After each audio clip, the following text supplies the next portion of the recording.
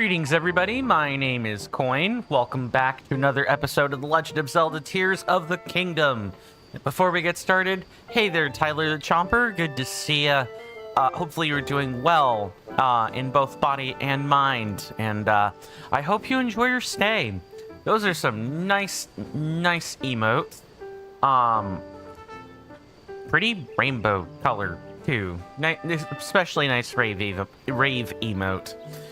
Before we begin, folks, I would like to take a moment and just thank this month's subscribers. Thank you to Michael DS, Monkey Funk 4D, and the gifter that gifted Kanan QXQ's subscription. Thank you so much to the folks that bought subscription packages. Your generosity is very much appreciated.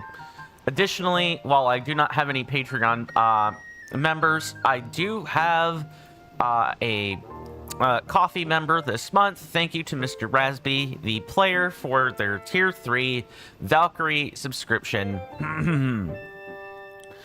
Please enjoy all of the wonderful benefits that come along with that Tier 3 subscription. No one-off contributors this month, but I do want to thank people for their one-off donations in the past. Now, let's play the game of Configure the Camera, shall we?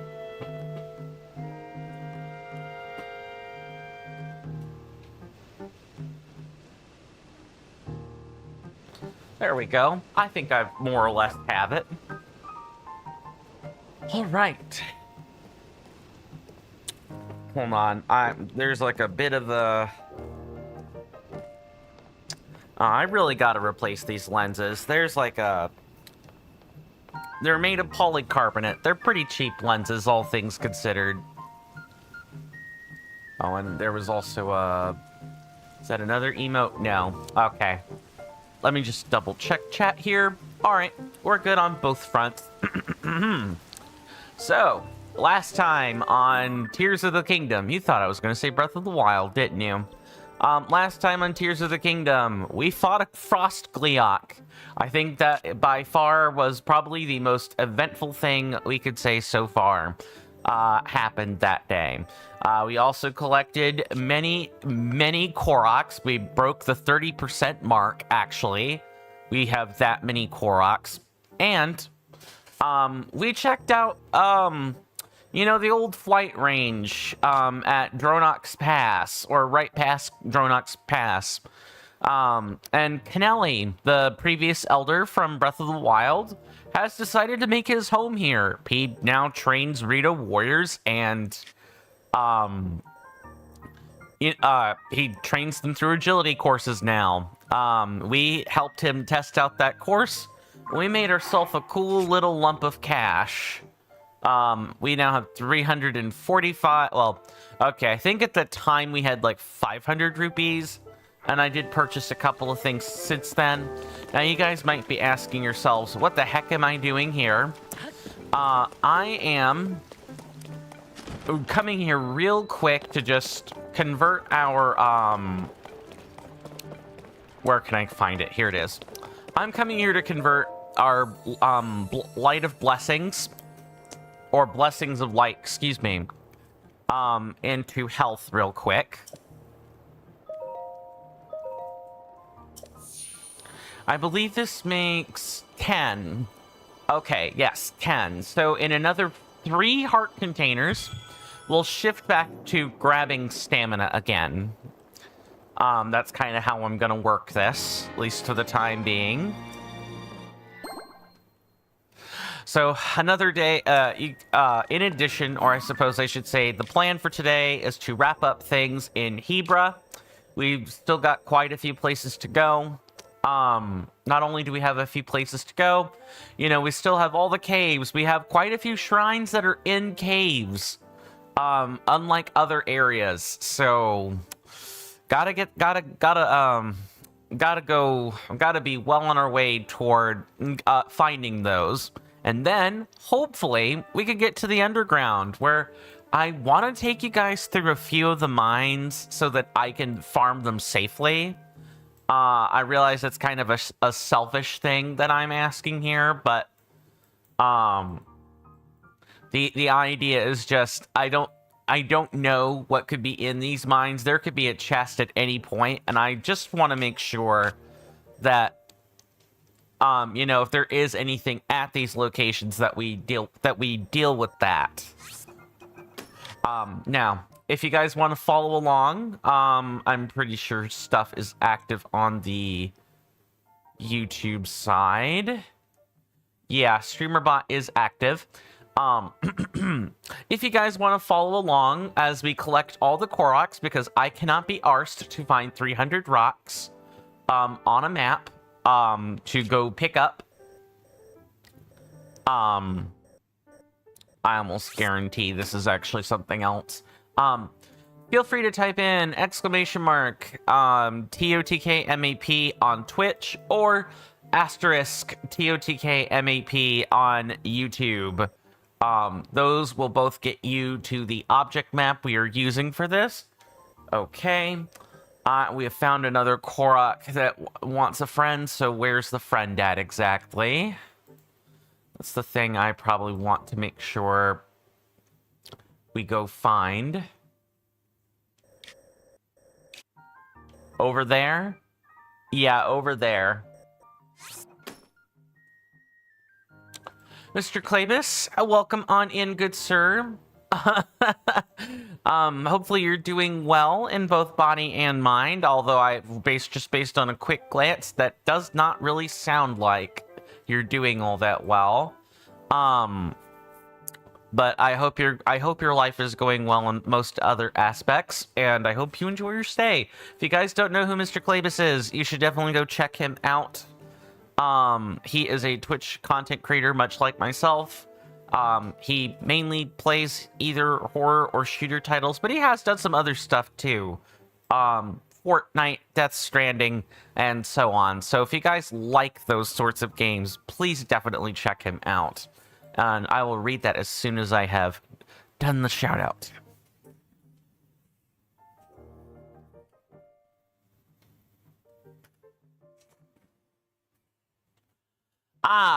More Among Us. How has that been going?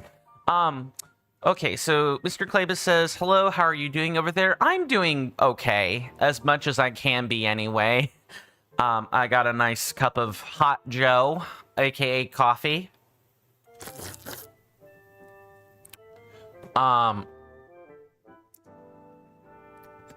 than that, my routine has basically not changed for like a good solid couple of weeks. Let's see. OBS effing sucks. Fair. It's not for everybody, and OBS can certainly have some hiccups. Suddenly, the application display or window capture just freezes every 90 to 500 seconds. Wow. I'm going to presume you don't have like a. I'm going to presume you haven't pinpointed what's causing the freeze, right?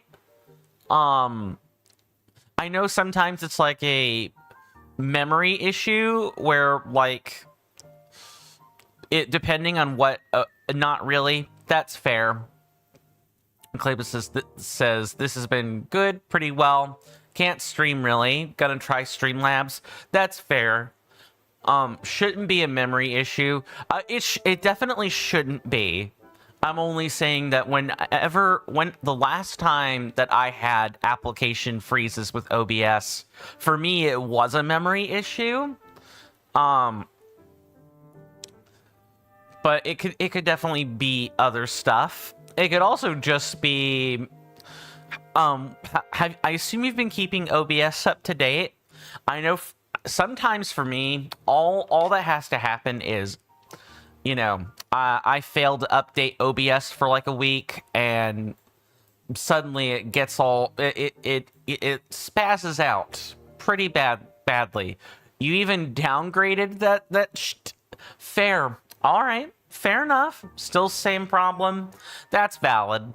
Then I hope Streamlabs, you know, works out better for you.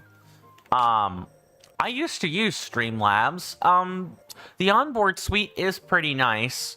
And to be honest, I would have still been using Streamlabs if it weren't for the whole plagiarism thing, but they seem like they've decoupled from that. And you know, honestly, the world has bigger problems than, oh, I'm using the software of a company who plagiarized once. That's wild. You also try to clean the cache on Mac. Yeah, that's totally fair. I need to find where this is at. Oh, I already grabbed this one? Yeah, I already grabbed that one. Okay. I'm marking the next Koroks we need to grab. We only have a handful left before we start entering caves. So this is going to take me a minute while I find out certain things. Also, I'm pretty sure we have our next one right here. And then there's the one on Talanto Peak, the object of today's thumbnail, and okay, yeah, all that's left is the stuff like right on top of the peaks. Maybe right around here. All right. We're going to head over here. We're going to dive down. Also, you had like 20 viewers and then the freezing problem. Yikes. Yeah, that feels awful. My goodness. I hope Streamlabs works. Seems Streamlabs also freezes screen. Sadness. Yeah, so that I would probably, I know that Streamlabs and OBS both keep logs of logged files of what the operations look like. I would maybe consider going to the OBS website or get on a Discord server where a lot of folks using OBS or Streamlabs OBS are, and seeing maybe what they have to say about it, because application freezing sucks. You're kind of in a holding pattern until that stops, right? We are just gonna swap over a couple of equipped items.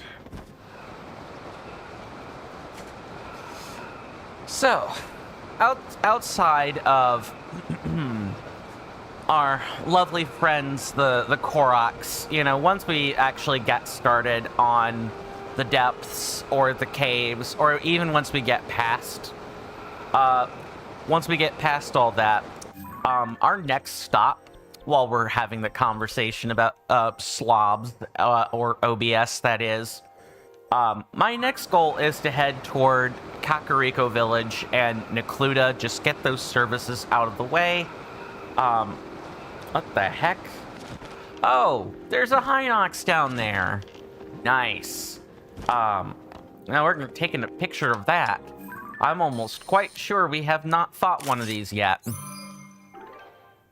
Trying to clean the cache first. I hope that works out well for you. If not, then yeah, the next suggestion I'd give would be to, take a note of where OBS, stores the logs. Find those logs, look at them. And if you can't parse them, because I certainly can't parse what the OBS logs are doing,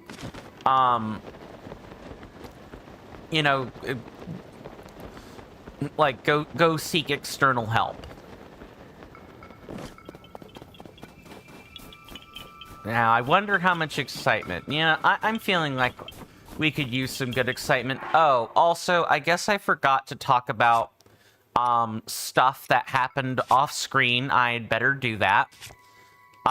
So I broke a handful of weapons. I did also pick up some extra sticks though. We should probably make a few weapons while we're here. I had meant to do that earlier, but I was tired. What can I say? Yeah, so let's... Oh, no, I don't want to drop these. I want to drop a couple of things. And what else? Sure, we could do a flame gliok horn for one of these. Let's see. Wow, is Tears of the Kingdom doing something or what? It's definitely lagging out in some cases. I wonder if the software's been on too long.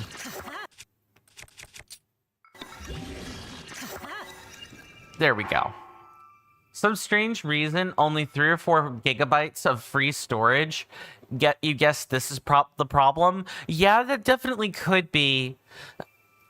I'm not an expert on computers, but I know whenever my storage gets too low, it really usually below half is when I start experiencing speed or lagginess.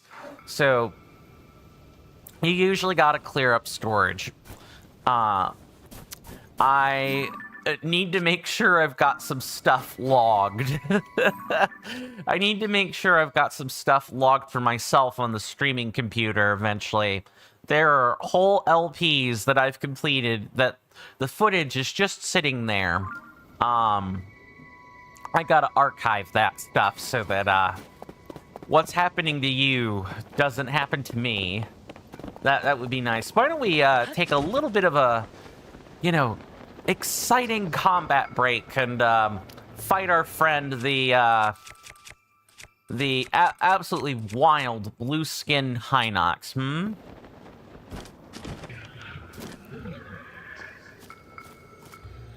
Just in case this goes south, I'm gonna save.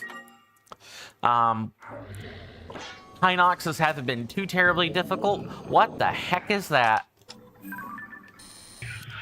That's what its horn is supposed to be? It's a horn wrapped up in a ball and chain? That's hilarious.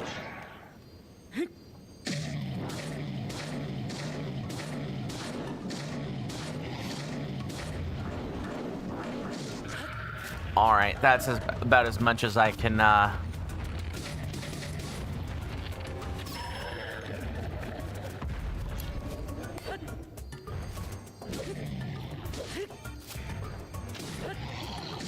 There we go. That wasn't too bad. I'm also going to take a couple of these royal... I know I've broken the swords before,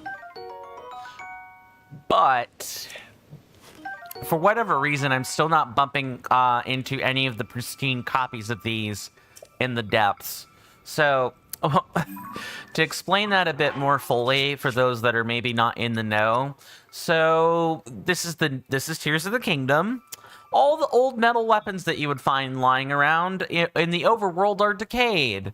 They don't have very much attack power on them anymore. A Royal Claymore used to have like 40, 50 attack power.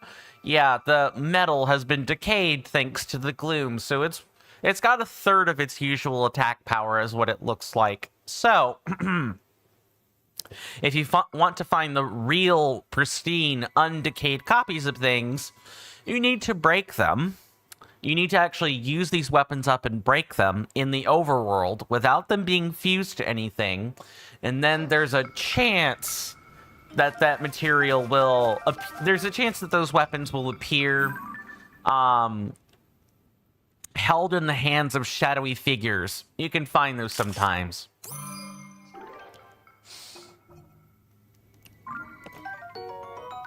This mean-looking horn is wrapped in hard chains. Attach it to a weapon to moderate... Yeah, here comes the usual line of text.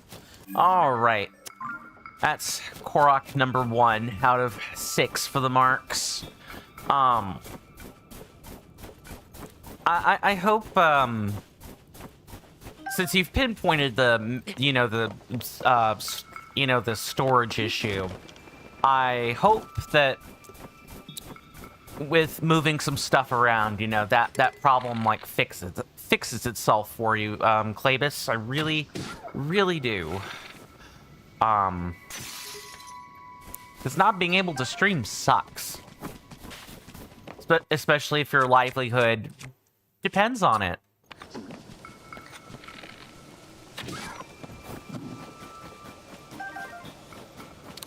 Oh, another thing I forgot to mention is I did make more food. I've not had a chance to farm up too many, like, food materials since last time.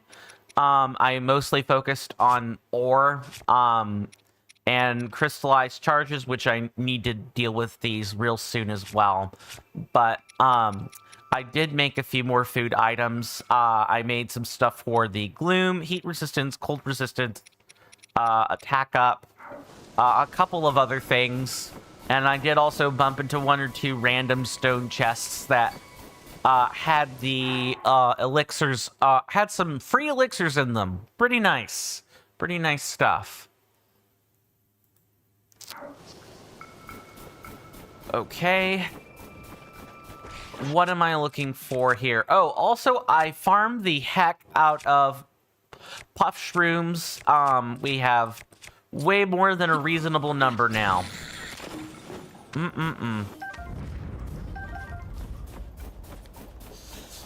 Yeah, so far, Tears of the Kingdom's been pretty darn fun.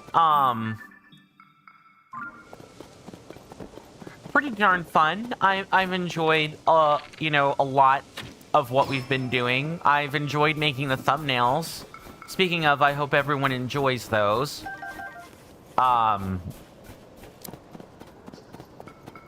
Oh, here it is right here.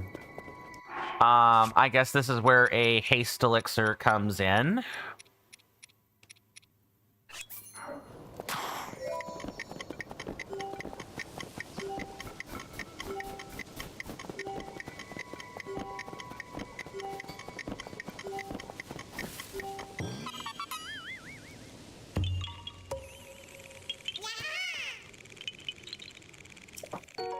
For people on YouTube, or you know, if you're a paying member on Discord, or not Discord, on Patreon, Coffee, or Twitch, and you happen to be part of the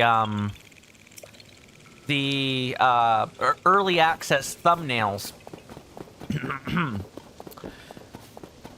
I managed to make an object disappear on today's thumbnail. That's been the highlight of my entire thumbnail making career. Also, I guess not only that, but you know, I've gotten decent at face swaps, and not like the, oh, I'm gonna Photoshop a human's face on a human's face, but kind of more closer to what a YouTuber named LVD or Legend VD does with his thumbnails, where he's very good at making Magic the Gathering characters have faces that they don't normally have.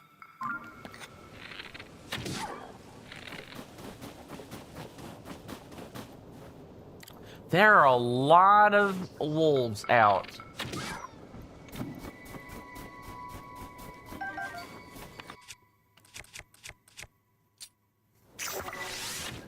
But yeah, I've gotten decent at face swaps.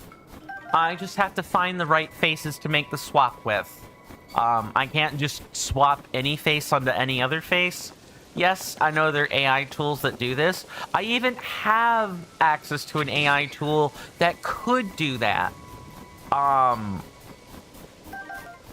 But getting the AI tool to, like, swap a face is very frustrating. It's picky on what it will face swap. And, you know, because of the advent of modern day anti-AI features, like poisoned images, getting that sort of software to work properly has been quite challenging. And you're back. Welcome back, Mr. Clapus. Let's see if it's working. Fingers crossed. Oh, how did I... Oh, that's bad. Thank you, Tulin. Much appreciated. Your companions helping you out with hunts is pretty nice.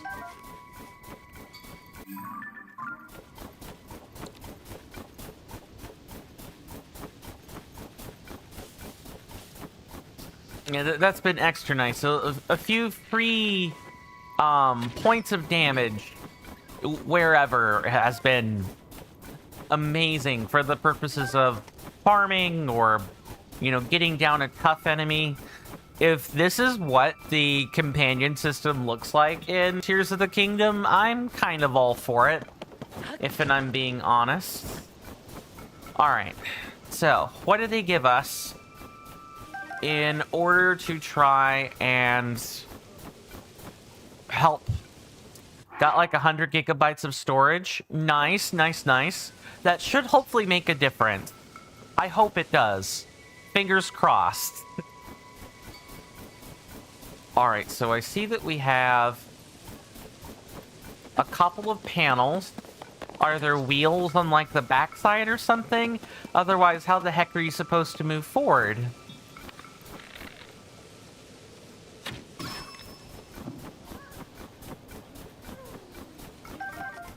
Okay, is there anything near the Korok?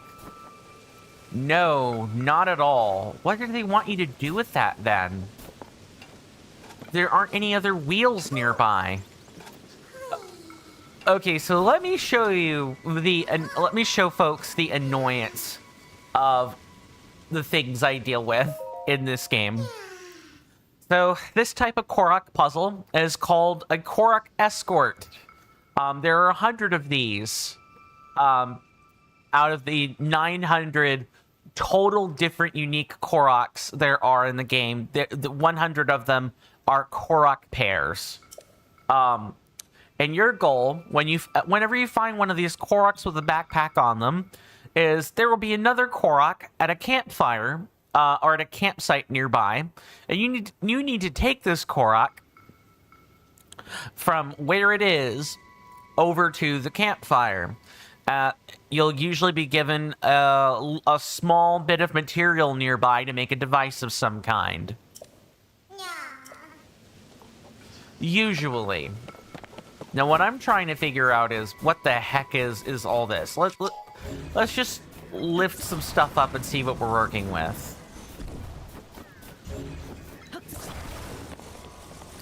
I think it's at this point where the game probably expects you to, like, hey, fool. Oh, actually, let's just see what's on that shelf real quick. Yeah, they usually give you some of the Zonai devices, like, nearby. You just gotta look for them. But all I'm seeing is the controller, which is one of these things. Put your feet on this. All I'm seeing is the controller and this stick. So I think it's time we probably just accept that they want us to auto-build here. And I'm perfectly fine with that.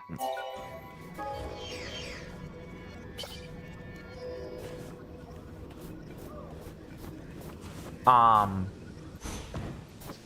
don't know why it is suddenly not picking that up, but whatever. If they want us to, like, use snowballs, that's, like, super strange.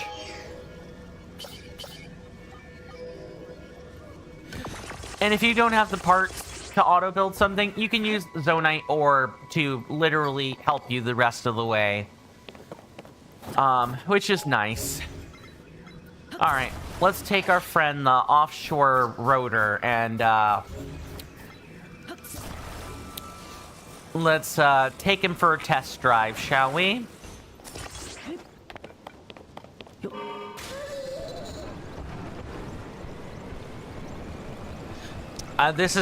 You can build little devices that will, take you from one place to another. Pretty nice. There are people that build some airplane-like devices, you know, huge offshore vehicles. Really? This game definitely... Yeah, but there's just one problem. They wanted us to use rocks to build some of that. How the heck was the vehicle supposed to move? That's, like, really strange. Oh. I guess I shouldn't write off the campsite location, but that's asking a lot, right? Yeah, so usually they like to give you the devices you need. Nice. Okay. Where's the Octrock? I see it. 1, 2. This fish makes its home in cold water, giving it extra layers of fat. It'll restore all your hearts and temporarily increase your maximum hearts when used in cooking. Yeah, Mr. Klebus, if you happen to still be here, do let me know how that's working, how the storage fix is working for you. Although I suppose I could probably check and see if you're live, and that ought to take care of it. Testing here. Fair. All right, I won't interrupt further. I was just curious if anything had changed. All right, let's take our friend the Korok out of here. They really wanted us to just make a sled using rockets. It's just OBS or Streamlab freezing, even if it's offline. Interesting. I'll try and look into that for you. See if, like, at some point, probably I'll see if I can't look into it over the course of, like, the commercial break or something. I can at least try. Maybe there will be an article or something I can point you to that may or may not be useful to you. I know you're testing things, so I don't want to interrupt that process, but, you know, it sucks seeing you struggle doing that. It, like, just, it sucks watching someone, you know, struggle for no reason. Hey there, Troll Castle King Jason. Welcome on in. Good to see you. Hopefully you're doing well in both body and mind, and I hope you enjoy your stay. You've come in just in time. We are... we are definitely... I should also probably also log these. We have just collected yet another pair of Koroks, and we are well on our way to collecting even more. Klebus says, yeah, sucks. Yeah, no doubt. I'm sorry that you're dealing with that for what my apology is, or what my sympathies are worth, excuse me. If I find anything out, I'll like link a reference article your way. Promise. Let's see. The next 3 are over there. Yeah, we're actually gonna go to the Wind Temple entrance. I should have come here to farm some of my weapons. I'd totally forgotten to do that, because a lot of the constructs here are level 4 or level 5, and some of them are carrying gnarled sticks, which is excellent for fusion purposes.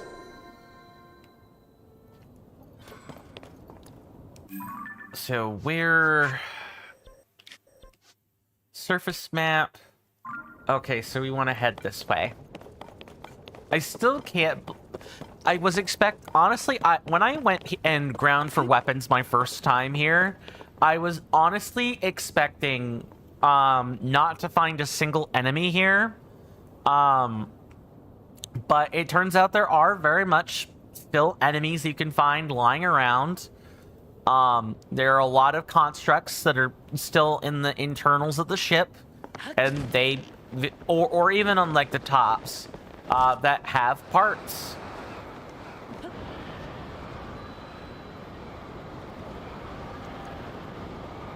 I'm definitely willing to bet that it's either here or it's underneath here. Let's see. What are the coordinates for this?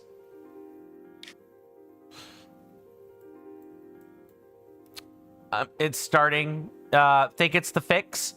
Good. You're starting to think it's the fix, LMAO.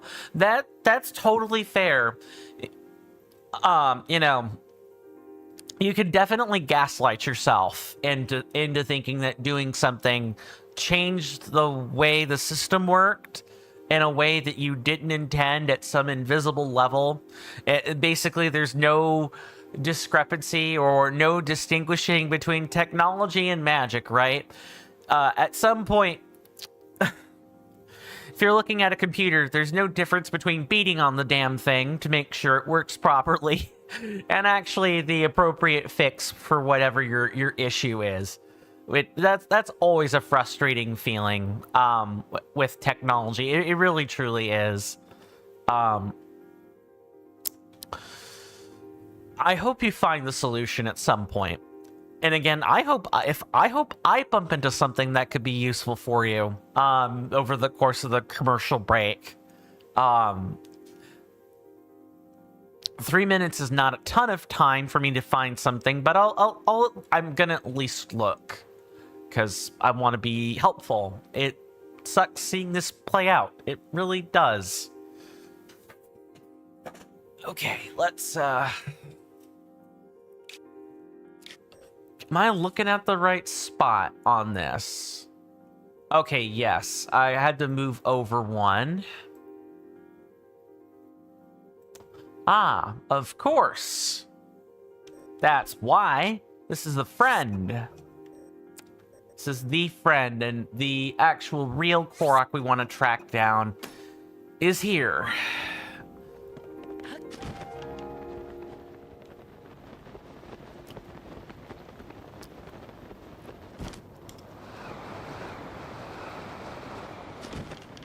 All right, Mr. Korok.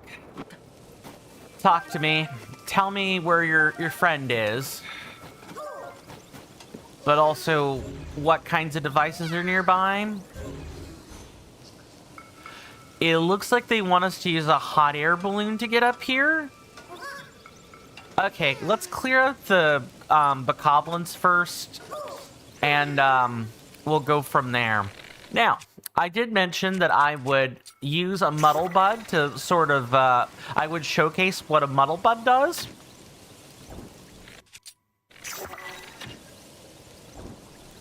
Here we go. There's 2 or 3 enemies, all affected by a muddle bud. And just to sow some extra chaos, here's another one.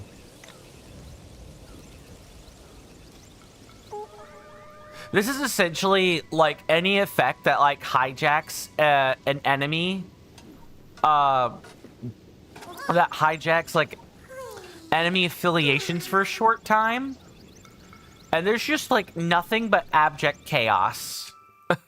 So you can just literally watch combat play out in real time.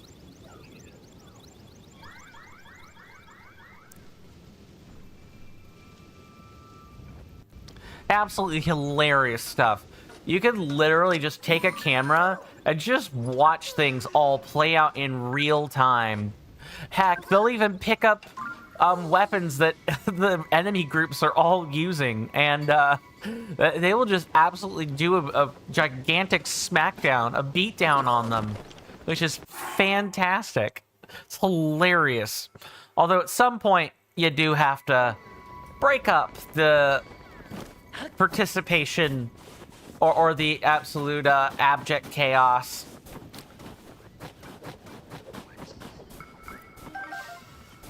You do have to break all this up and actually come in for the kill. Careful. What the heck? Just poke? It must have been a level 4 construct, because I wasn't expecting to take that kind of hit from a rusty halberd. Holy criminy Christmas. Goes to show what I know, huh? Ah, man. Oh, and we even lose all the loot from that. Alright. Fine, game.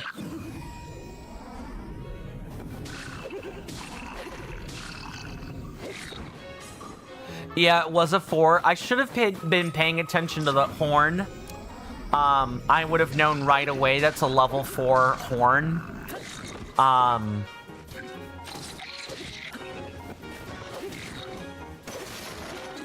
Okay, the blade broke. Let's back up.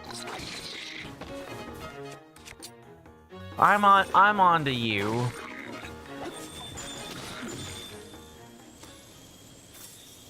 Nice. I need to focus up. I don't know what's going on with my internals right now, but my brain is not braining on combat right now. I'm trolling myself.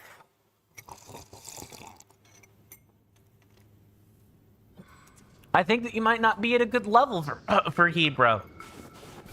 Har har, very, very funny. You know what I'll do to circumvent that? Cheat. Cheat through the powers of sneak strikes. There. How's that? And we're saving. I don't want to lose even the infinitesimally small progress we just did.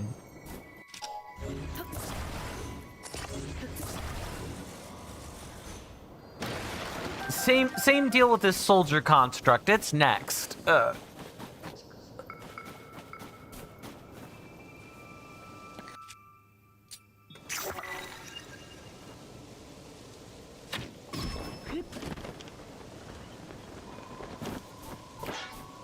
You know, much less wasteful on the weapons as well.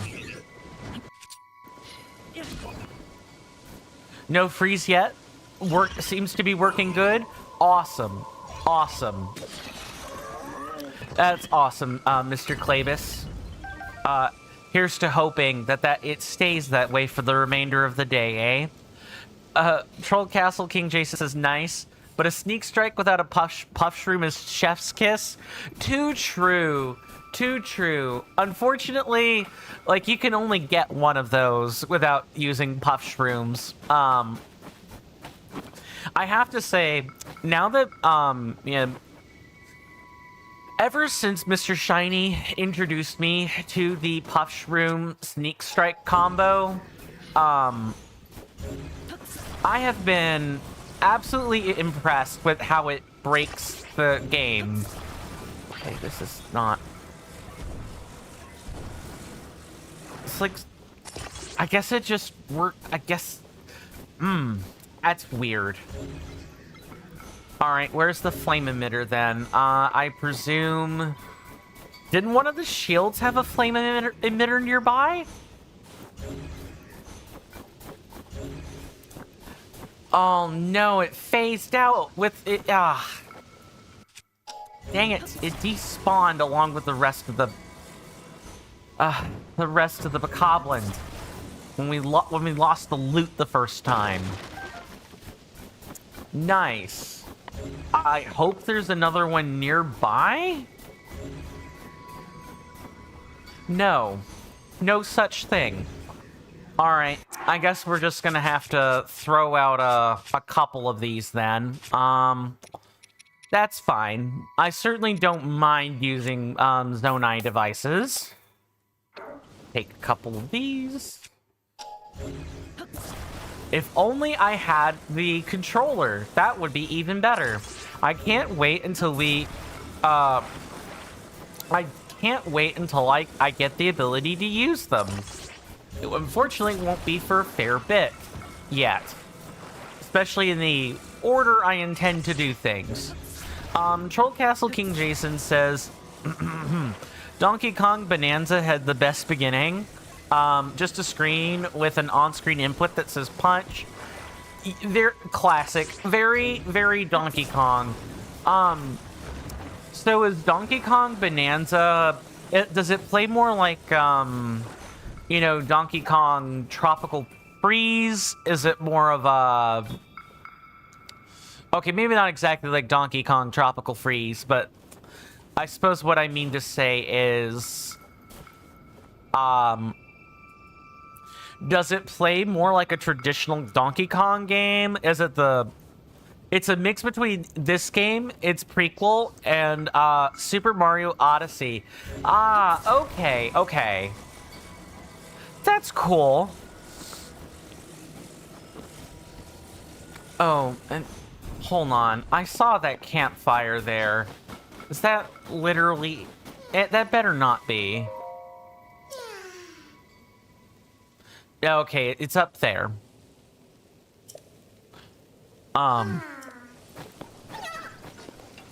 Alright. We have the thing. We're gonna stick the Korok on the thing, and then we're gonna place it so we can move.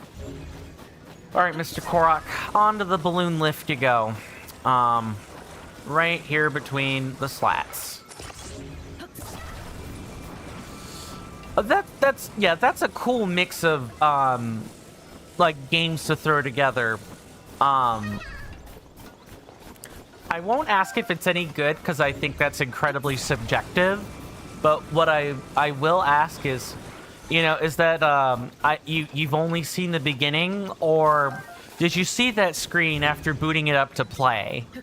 Out of curiosity. Okay, it's, like, up there.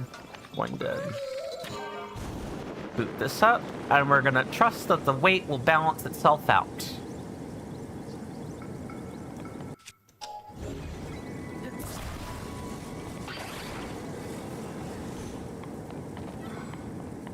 Oh my god. Stop. Oh no, that's bad.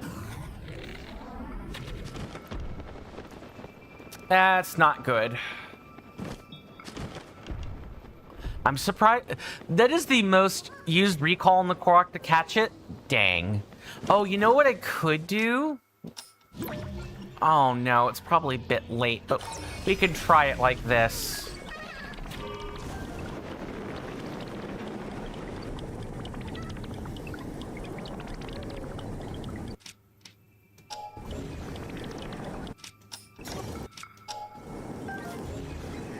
Oh, I believe it's still... Oh my goodness. Okay.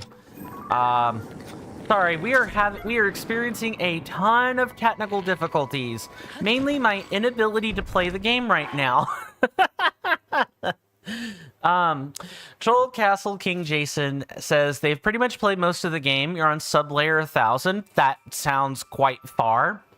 Catch it at the top. Oh, yeah, you know what? You're absolutely correct. What am I doing? I don't even, now that the Korok is up there, or has been up there, I don't even need the device anymore. Good point. Thank you for the tip, or the suggestion, Troll Castle King Jason. I can be a bit dense sometimes. I just hope, enough time hasn't elapsed to where that suggestion is, a moot point. Let's see, can I... No, absolutely not. So far, it's been 20 minutes with no freezing. Nice, Mr. Clavis. Feel free to call me Jason. Okay, Jason. Sure. It'll take me some time to get used to. I'm kind of a formal person when it comes to... Oh, my goodness. I'm a bit of a formal person when it comes... Oh, my good lord. Yeah. Laughing emoji. One of your best friends is? Yeah, that's fair. As you can see with your Discord, formal is good. There are a lot of rules with formal. It's hard to misunderstand formal. It's easy to misunderstand casual. I'm pretty sure way too much time has elapsed, but I'm gonna try it anyway. Okay. There we go. And the... Really? I guess... Okay. Interesting. I guess I should be ready.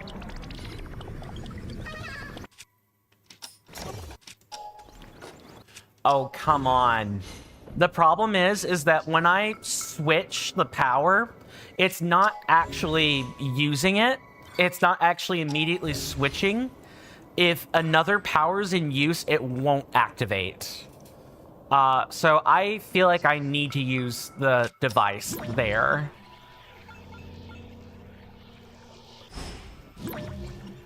Or maybe it's a skill issue. You know, it's probably a skill issue. Let's just start with that.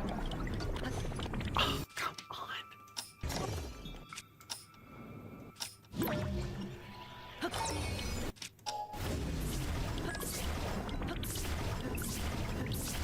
Yeah, I've had enough. I've had enough. We're gonna do it this way. It's not that I don't think that strategy doesn't work. It does. It's a literal skill issue. Literal skill issue.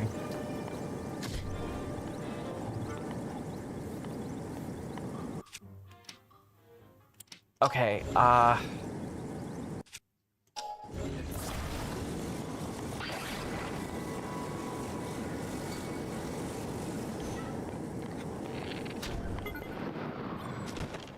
did it tumble back down? It did. Yup. That absolutely happened. I swear I do not suck this much at the game normally.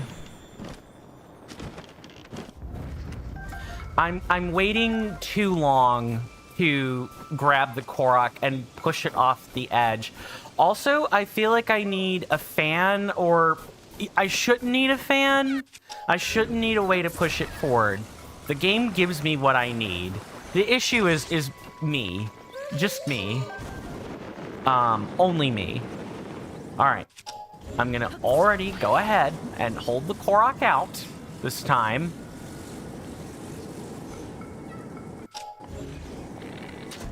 Alright. Good. Finally. I should have just done that to begin with. You hear that off in the distance, my senators and inductees? That is an ad storm. In about 5 minutes, it'll blow over us, and then we can get right back to the gaming. Thanks. So, 20 minutes later, with the Korok being collected, that is the cue for the 5-minute warning to the commercial break. So I want to thank everyone for hanging out with me so much already.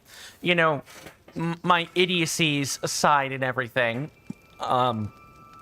If you guys like this content and you hadn't considered doing so already, please consider following on Twitch or subscribing on YouTube, or both. I have 108 subscribers on YouTube now. I'm still trying to figure out a way to commemorate the 100 subscriber milestone. I am currently in the process of trying to commemorate the 50 subscriber milestone. So this one's supposed to be shorter, like not as significant. But I'm thinking about what to do since the AMA fell through. Regardless, you know, doing those two things, subscribing on YouTube or following on Twitch, you know, really help grow the channel. Every little bit helps. Please also make sure the notification bells are turned on so you don't miss the content if you're interested. I also have a Discord server, which I'll go ahead and link out right now.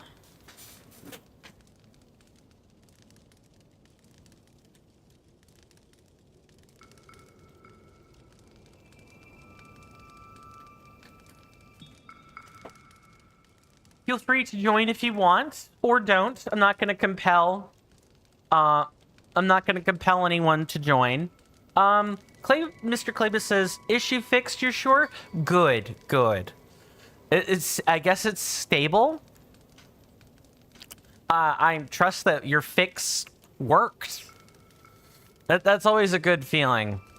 I can't tell you the number of technological roller coasters that I've been on where I felt exactly the same way as you did. It usually was, you know, just toggle a setting, you know, clear some memory, you know, make some storage. Yeah, it really stinks that you can't actually use the storage to its fullest. You have a little bit less than you think you do. It's not because you can't actually store that much.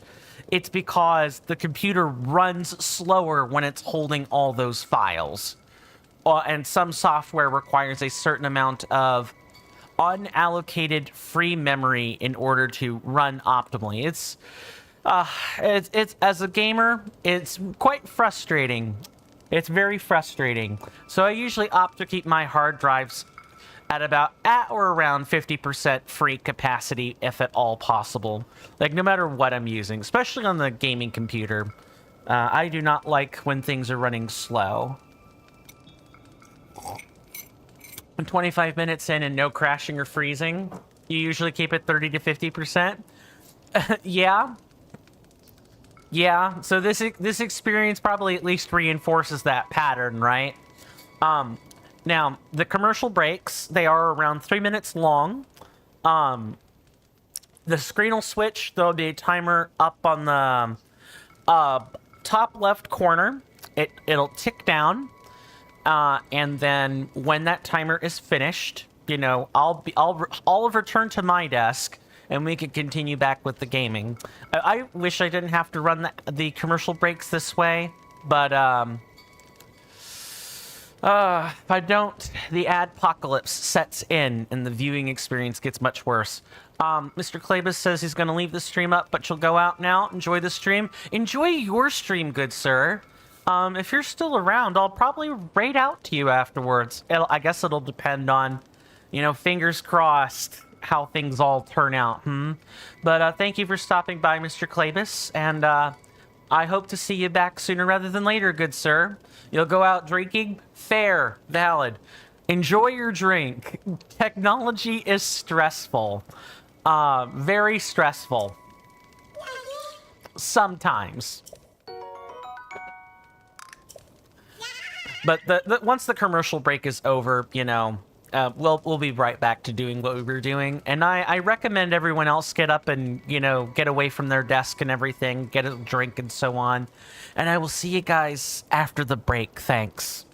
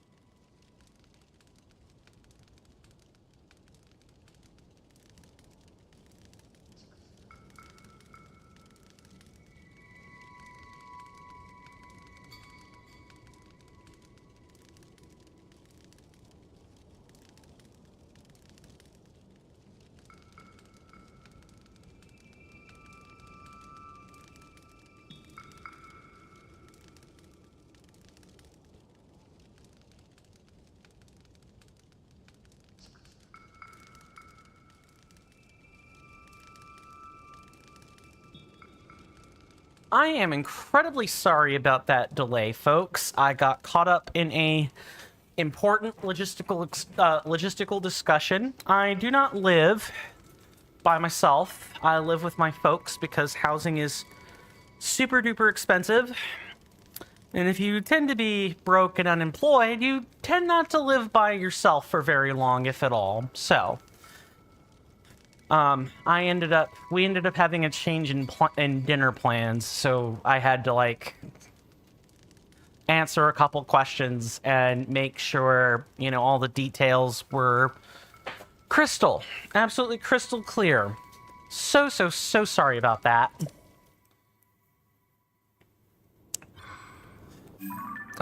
Because I've spent 5 minutes, like, over, like, I've spent a reasonable amount of time over the stream, I will, or, like, a more than reasonable amount of time being late, I will extend the stream by 5 minutes as makeup for that. I try not to do this too often anymore, because everything runs on scripts, you see, and it's all based on the real world clock. But I think I think a 5-minute extension is fairly fine. Hopefully everybody got something they wanted out of the commercial break, whether that be getting up and stretching or, you know, grabbing a snack, a drink, you know, talking with people they like, and so on. I want to take a second and, shout out a server I'm on. I don't have the link to said Discord server, but, Mr. Rasby introduced me to it, like, months ago. It's called the Fellow Monks Tea House. It's a place that was, or I should say, it's a server that's curated by a man named Tom. We know him as Tom anyway. And it's kind of like it's a place where people can go to work on themselves, talk with each other. It functions like a normal Discord server. It's just also for an express purpose. Okay, I'm willing to bet the rock is probably back here. Yeah, I thought so.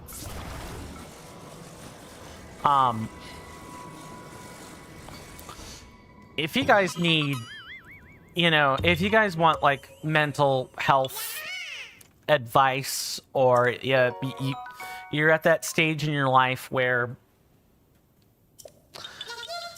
maybe you could use some help with attaining your goals, or, you know, you just need people to talk to, and out of a sea of Discord servers that you're on, you really don't have too much of anyone. Having access to that, to people whose purpose is to be there to help you, is nice. It's really nice. And also, we discuss a variety of philosophical stuff too. Philosophical stuff as existential stuff, and it's also like a neurodivergent specialty server. So on top of just, you know, being a place where people can kind of go to talk about their issues, if you're an autist, or you have ADD, or you have a number of other mental spectrum disorders, it can be really nice to have some people who are all kind of in the same boat as you.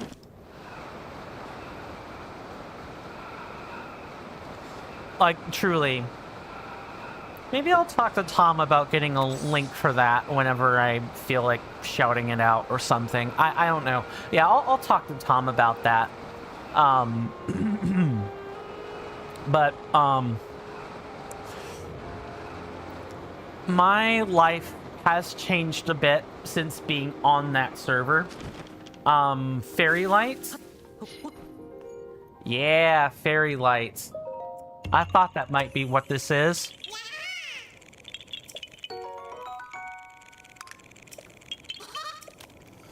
Can we just take a second and, like, let's maybe get down from the top of the tree or whatever. Can we take a second and just admire this? Just look at this landscape. It's nice that there's still the normal portions of Hebra that are very snowy.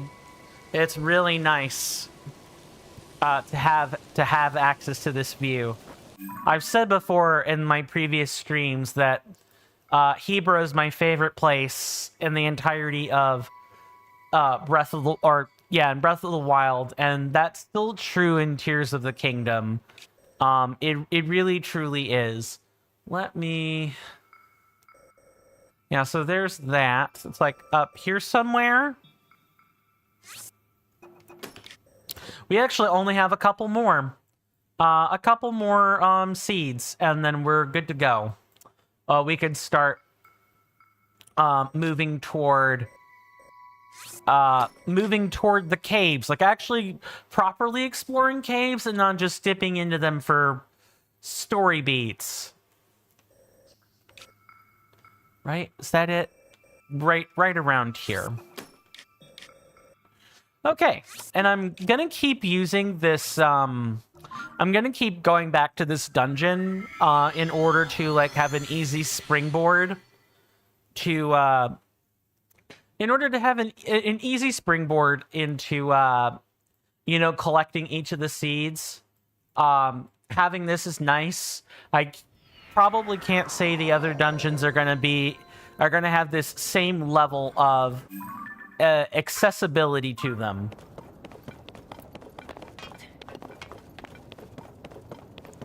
It is going to be a while before we step into another one of these, but I'm glad that we stepped into this place. This has been way better than anything Breath of the Wild has produced. I am, like, extra glad that I had a chance, that I've had the chance to play this game. And I have to thank my sibling again, because this was going to be $60 I was going to have to spend. Say what you want to about the virtual card system, but being able to access said virtual card system has been nice for remote sharing purposes. It really, truly has. I thought that might be what's going on here.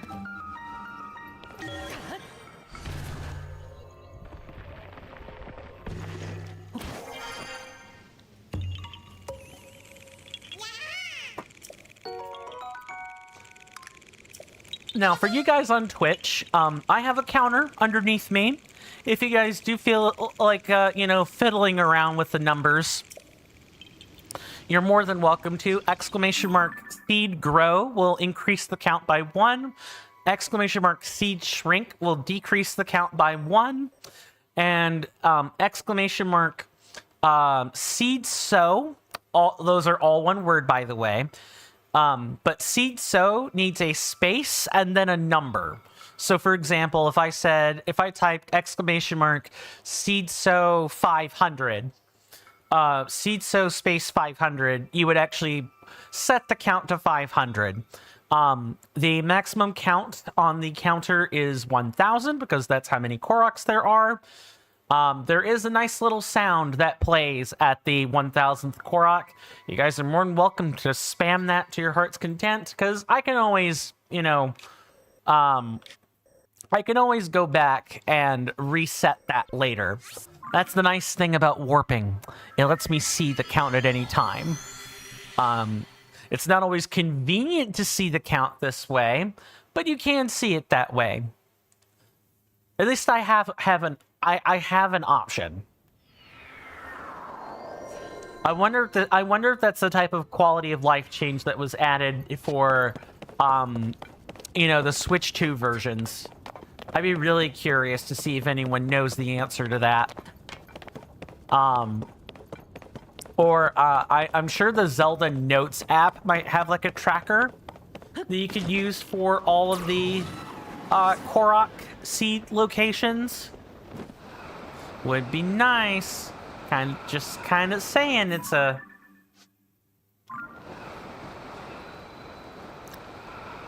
Seems like the kind of thing that would be perfect for, you know, a downloadable app. We just go all the way down.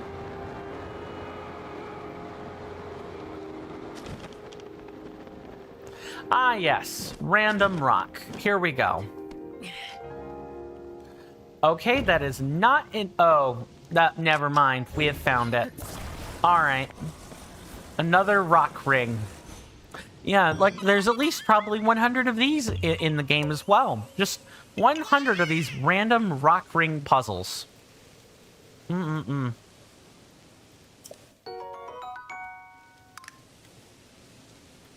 puts us up to 312.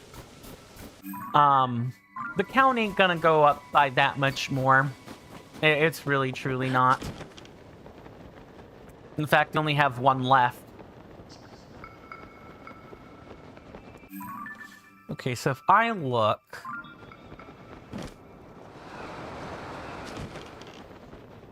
It's like... Ah, yes. There's a crystal right there. And it's guarded by a talus, because of course it would be. Right? That's what I'm looking at?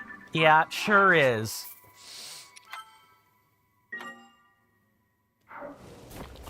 Alright, let's get to it.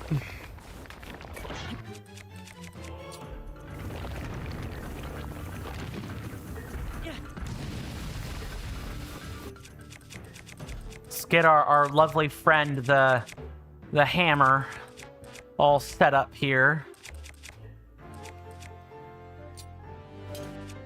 Oh, maybe let's not swing a frozen object at it. Yeah, let's not do that.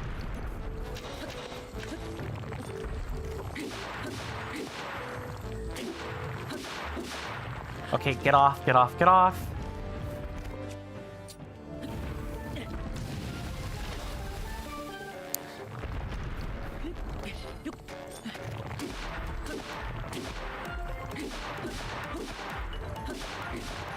All right, done.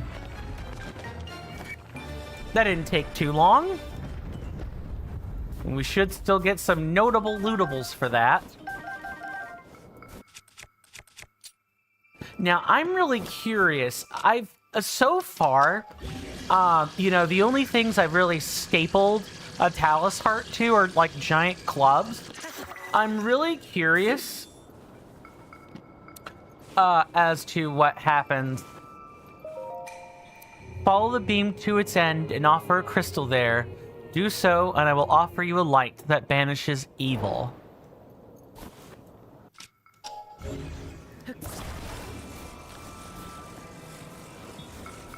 We might as well do things like this. Sure, why not?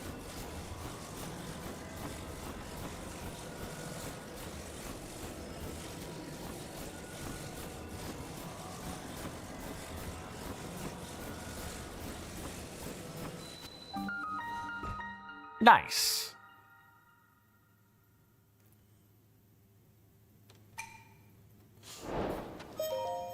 I hope this is a blessing for what we had to do for it. Fighting a Frost Talus is not super difficult, but, you know, if you don't bring anything that, well, like, melts the ice or blows... actually, yeah, if you don't do that, you've got to attack the crystal using bomb arrows. Nice.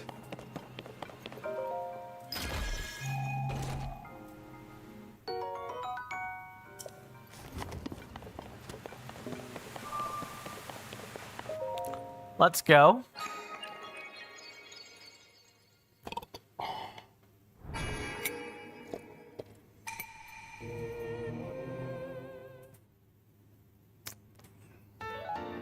Da da da da da. Thank you for that health restoration. Now we only have Let's see. We should make sure we've gotten all the surface shrines first. Like, that's our next order of business. But once we do that...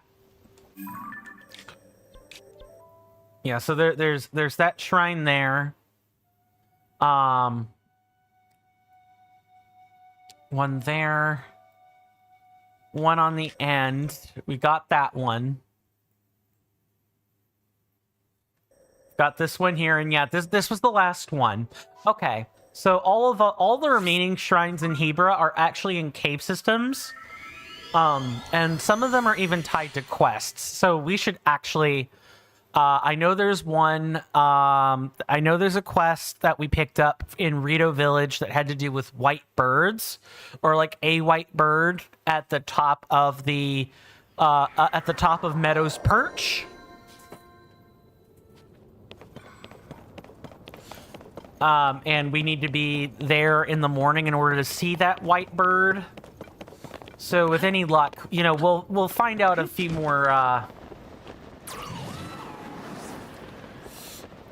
With any luck, we'll be able to get that particular one without too much trouble. Some of the other ones, though, gonna be quite the. Oh, yeah, that's bad. That's kind of bad. All right. Now, is this going to be a surface level Korok or cave level Korok?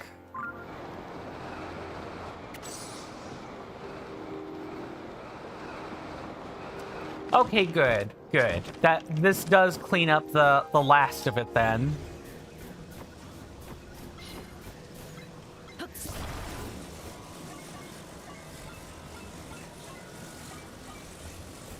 Okay, it's gotta be this, and you twist it around like so.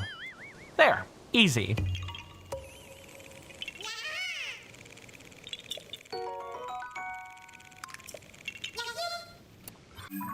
All right, that is all of the Koroks in the Hebra region, because if I look at my map, yep, that is absolutely all of them. There are way too many cave systems to mark, but I suppose before we even think about doing that,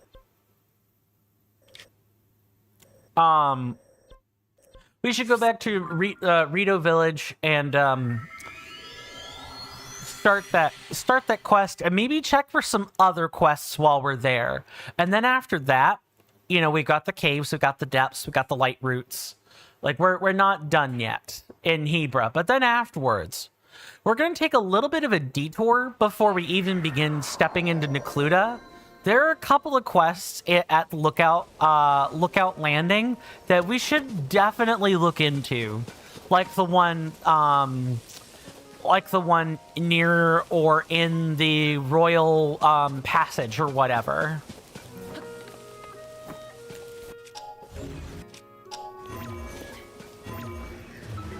Oh, no, where was it? Right there.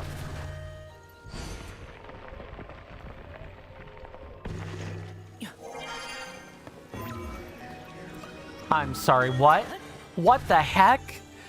Wow, that is a weird place that you could do this. That is a super weird place that you could do this. That's hilarious.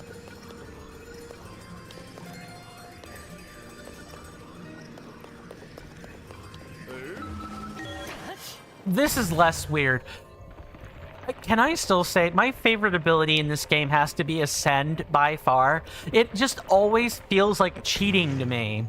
It really, really, truly does. It is a nice shortcut. That is an awesome shortcut.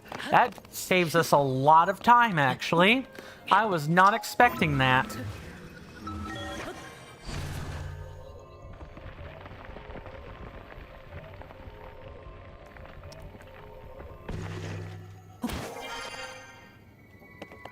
Okay, so probably out on the perch here.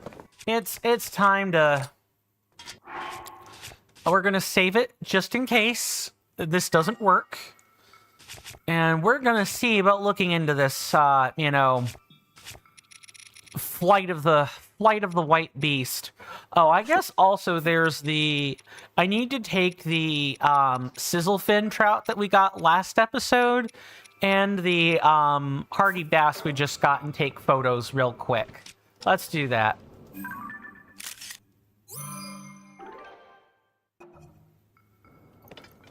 It's all for the sensor, you see. Every photo that we put into the compendium just helps me with farming later. All right. Now that we've done that, let's order this. Like so.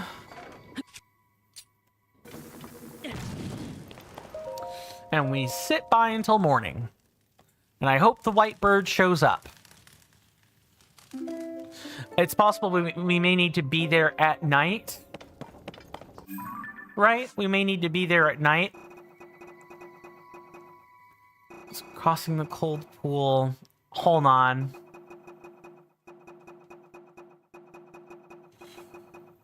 See if the Rito...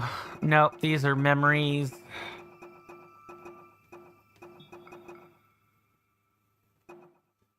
Ancient era... Really? How is that not there? Oh, that's because it's a side adventure. Right, it's this. Let's see. To recall the location of a cave she found a while back. White bird sitting atop the shadow of Va Meadow's perch in the early morning. Early morning? Well, if it's in the shadow of the perch, then it would be there at night, is my understanding of that. So we actually need to, like, wait. Makes sense. White bird in the shadows of the dawn. And that would actually make a whole bunch of sense. So we're gonna sit here and wait all nice and pretty for the, I would say probably about the 1 or 2 in the morning mark and go from there. Of course, we can just skip that if I'm fine that the bird is not showing up, but we should at least try to do it legitimately. Unlike Breath of the Wild, where I definitely skipped out on a lot of the proper initiations for things. Like, that definitely happened.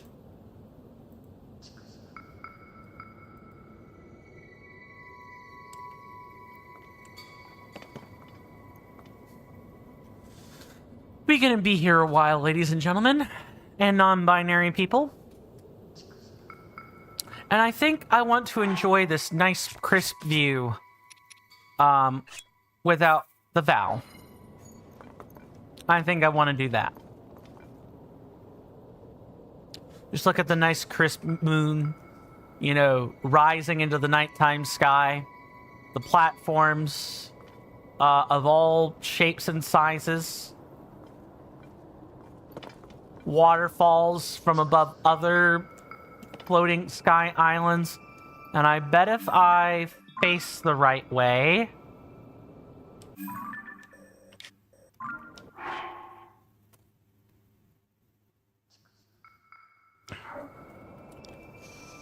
Can't see the actual, like, Sky Island from here, but we can at least see Courage Island, I think that is.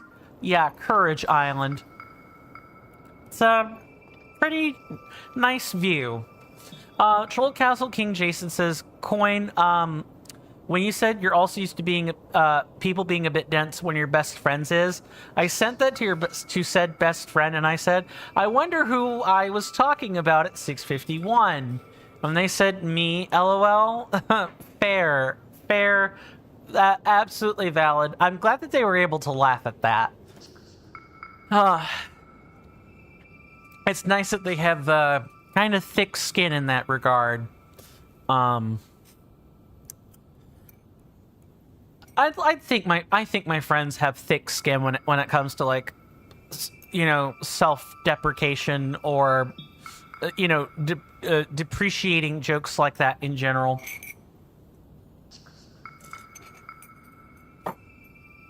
but my friend group does have kind of like a hard limit on that. You and your best friend are both Brits? Ah, fair enough. So you're both used to the banter? Yeah, that is something I wish I could say. Unfortunately, me and my friend group are not... We don't banter quite like that. Or... It's not that they don't banter that way. It's that I don't banter that way. How do I put this? So a lot of the jokes that are said at my table, because we meet up for Dungeons and Dragons or other tabletop games every 2 weekends or so, and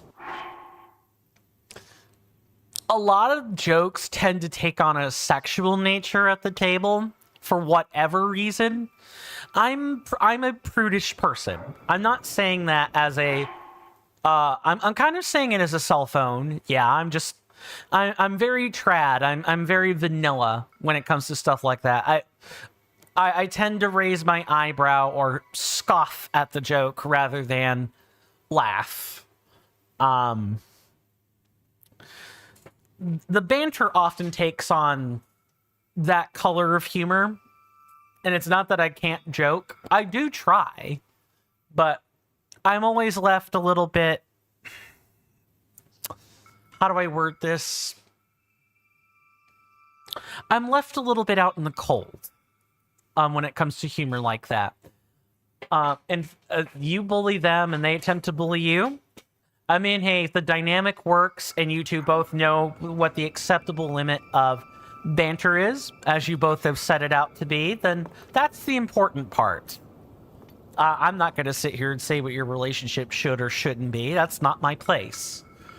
You go on to say, in fact, her name is Liv, and she's a little bit short. One of her favorite Pokemon is Smoliv. Ah, yes, the olive Pokemon. I have played, I want to say I have Scarlet. That's on the Switch somewhere. I should be looking. We were told that this thing sits on the shadow of Meadow's Perch. I don't see anything yet. It might not be until like 2 or 3 o'clock.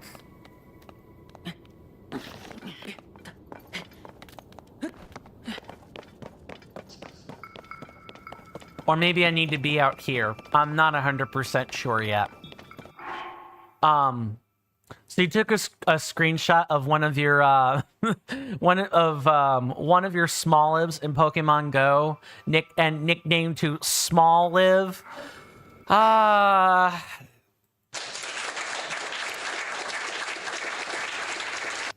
tell you, the jokes write themselves. I tell you, the jokes write themselves on this channel, or I suppose, other people write the jokes for me. I don't need to be humorous. I've got other people right here to do that. All that being said, that's awesome. I suppose the most the time that I joke out with friends the most is whenever we bring over the Cards Against Humanity set. One of the friends at the tabletop has like a whole box of like 1,200 plus cards from all the expansions. Now, Cards Against Humanity does not age well. It is not for modern audiences, and there are some cards that definitely get shoved because they're a bit too saucy for the current political climb. But that's about the time where I really let the jokes, not write themselves for a change, and I usually end out laughing toward the end. It's like one of the funniest things that my friend group can do. It kind of levels the humor playing field for all of us because the humor's on the cards. I only have to put in insinuations and so on. I let the card naturally speak for me just a little bit. But that's cool. Favorite Pokemon? Yeah, that's a good question I can ask. What is everyone's favorite Pokemon if they have one? For me, my personal favorite is Jinx. I know. Colorful depictions in history aside, I do like the aesthetic. I've always had a soft spot for that style of dress and the cultural references that it draws from. I'm a huge fan of Norse mythology, so it's nice that Jinx draws from that. Really and truly, it's deeper than her dirt character was originally wearing blackface. It's kind of the dark sheep of Pokemon, one of the original dark sheep of Pokemon. No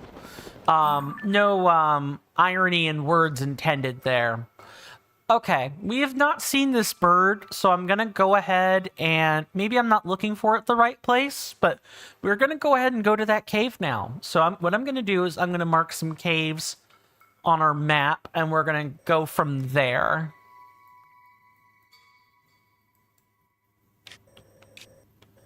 Because most of the caves are gonna have they're going to have bubble frogs that we can find in them. Troll Castle King Jason says, me, Giratina, or yeah, I hope I'm saying it correctly. Giratina, or Giratina. It might be Giratina now that I think about it. Especially the origin form. I love Giratina. I suppose if I were to restrict my pool to legendary Pokemon, my favorite would probably be, is it Kyogre? It might be Kyogre. It's the weird water fish looking thing, like the primal sea Pokemon. That's one of my favorite legendaries. I can't even really say I like the rest of them that much. Yeah, Kyogre.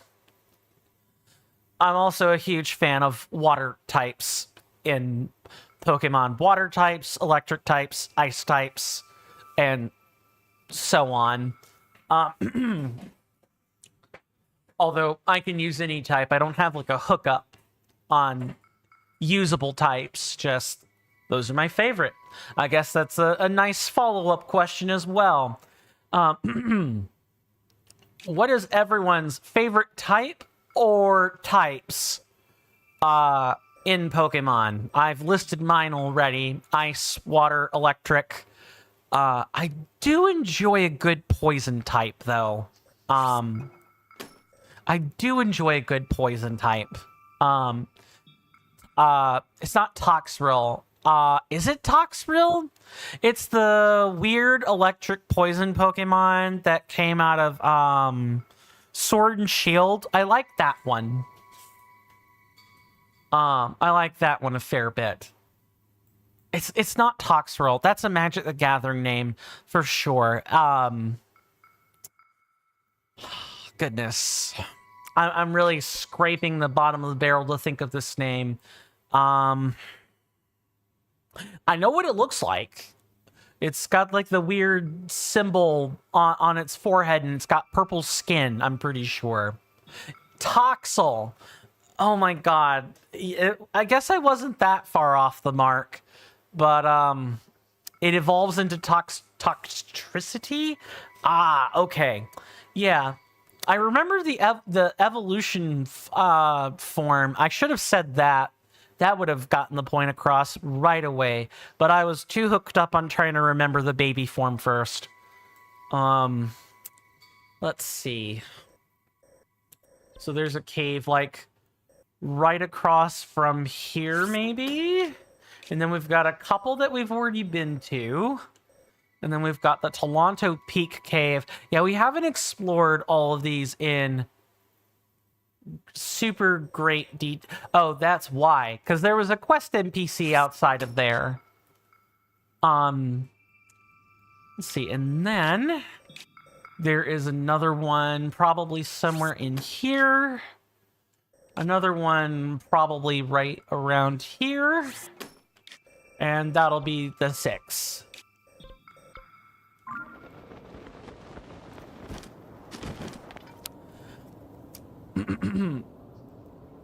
My favorite types are Dragon and Ghost. Why? It is Yes, I was about to say. I know Giratina's types. It's a ghost and a dragon. It's both. So that part at least makes sense. I do like a good ghost type too. They're not my favorite, but I do like them. I have a personal soft spot for not... Oh, God, what is it?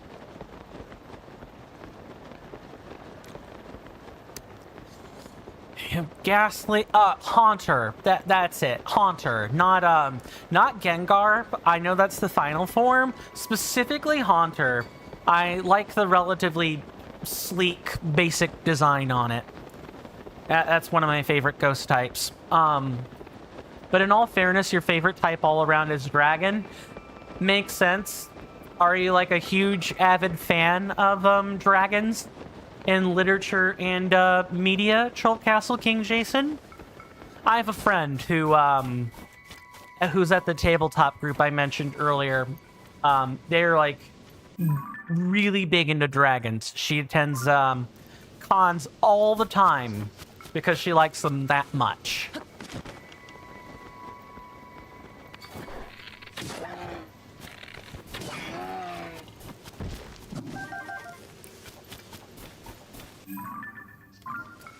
I'm okay on dragons. I generally like a good dragon. I think they could be overused sometimes. Magic the Gathering, and a lot of... it tends to be really overused in Magic the Gathering a lot.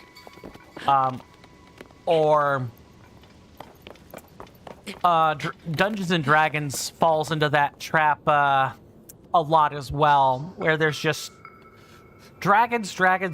What's the big bad? Turns out a dragon was controlling them. What's the big bad? Turns out it was a shapeshifted dragon. Or the Force was a dead dragon from long ago whose magic held on to the land for entirely too long. Take your pick. It's so gauche. Not funny. Nah, you just generally like them. Fair. Troll Castle King Jason says, I would explain them more to you, but that might be dragon too much. Okay. A bit of a stretch on that one, but I'll take it. Yeah, I will definitely take the spinning of the joke on that one. All right, I believe this is our cave here that we were looking for. We did make a mark of it earlier. If I collect enough of you joking spinsters, we could have like a whole bar where we all kind of just exchange jokes. That might be a fun little activity. I'm thinking of maybe doing something like that as like a subscriber appreciation thing. So let's see. This says, you found the cave entrance that had slipped from Lace's memory. It seems that the spot was marked by a patch of snow in the shape of a bird I never would have noticed. Found atop the tip of the shadow of Va Meadow's perch at early... It's the shadow of the perch. It's not the bird. I was looking for a literal bird. That was my mistake. I guess I was feeling... eye roll. Particularly bird-brained here.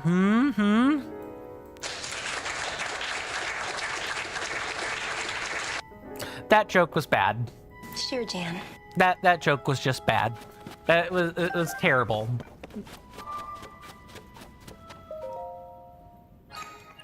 The bad ones are the best ones. They're the dad jokes, right? You know, I do love a good dad joke. They're hard to come by.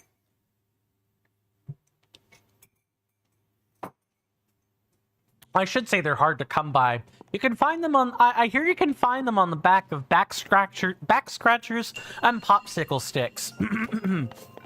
He says from personal experience, having seen a back scratcher once with something written on them, but also the number of popsicle sticks I had as a kid that just had a random dad joke scribbled on them. I couldn't even begin to count them for you. Troll Castle King Jason says, "Don't at me." Eyebrow raise intensifies. But I had 10 copies of this game. You're serious, right? Like that's also what shrine is this that we're dealing with? Lever power. Impressive. That's a lot of money to have 10 copies of this game. That's a big amount of money. Okay, what do we want to do here then? Oh, this is kind of cool. This is set up like one of those old, not old, but like one of those,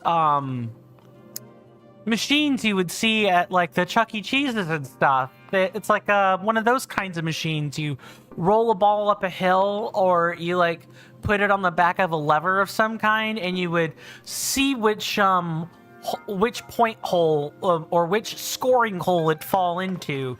Would it be the 10 point, the 20 point, or the 100 point scoring hole? Oh, I remember those. I did go to Chuck E. Cheese's quite a few times as a kid, and I would play those a lot because it didn't require me moving my feet a whole bunch.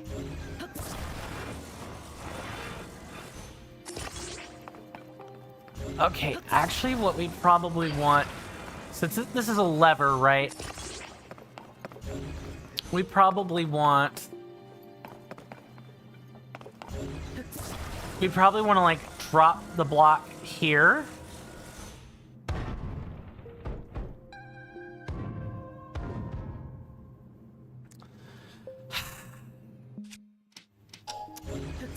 I forgot. You don't want to glue it to the darn thing. You just want to put it there.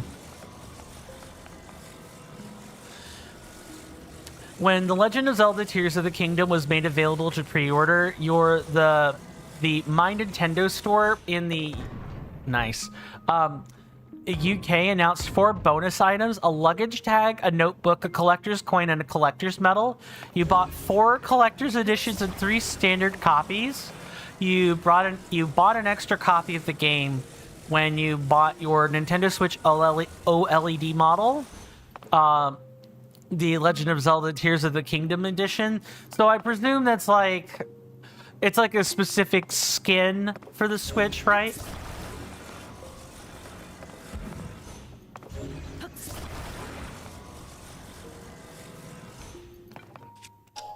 Okay, I need to be quick here.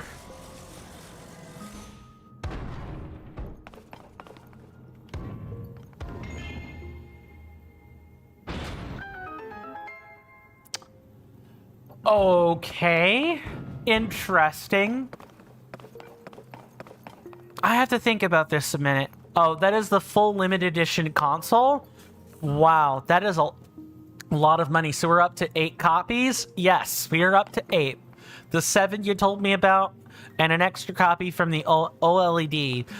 Are the extra 2 copies more interesting, or were they like replacements? I'm eager to hear what's coming next with that. All right. My goodness. I'm trying to think how I might do this.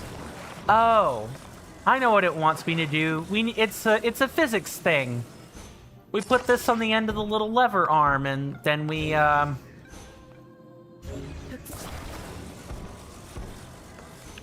kind of need something to, like, pin it down with, right?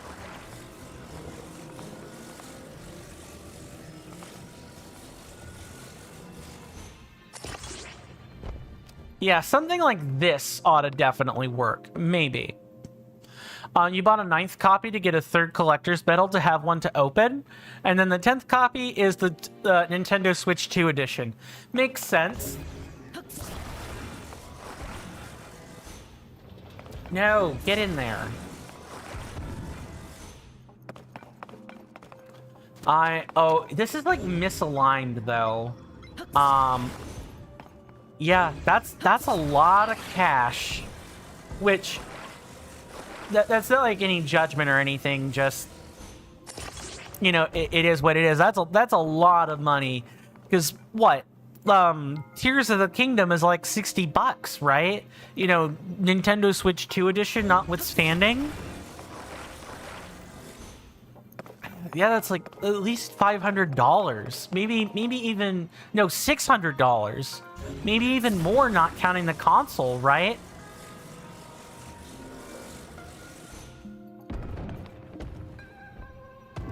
Okay. That's definitely not correct. I definitely feel like I'm missing something here. Let me unglue this. All right, so what's the deal?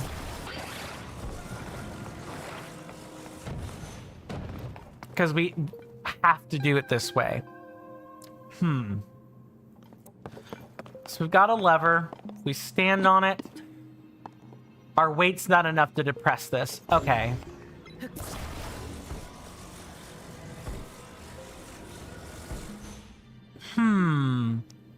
You also bought the Nintendo Switch carrying case for the Tears of the Kingdom edition, the screen protector, and the Nintendo Switch Pro controller with the Tears of the Kingdom edition design on it. So you have the full set. That is impressive, good sir. That is very impressive. I hope you're getting enjoyment out of all that. I could sit here and continue to comment on the on how much money that is, but I don't particularly think that is a worthwhile thing for me to say. Like, that gets droll at some point. All right, what am I doing with this? So if I put it on the end to like extend the range of the fulcrum arm, it just depresses down. So I'm thinking it's not, maybe I'm thinking about it backwards. Maybe I want to do something like this. Stick this on top. Put this ball here. Because I think I understand the physics of the thing. I just wasn't thinking about weight.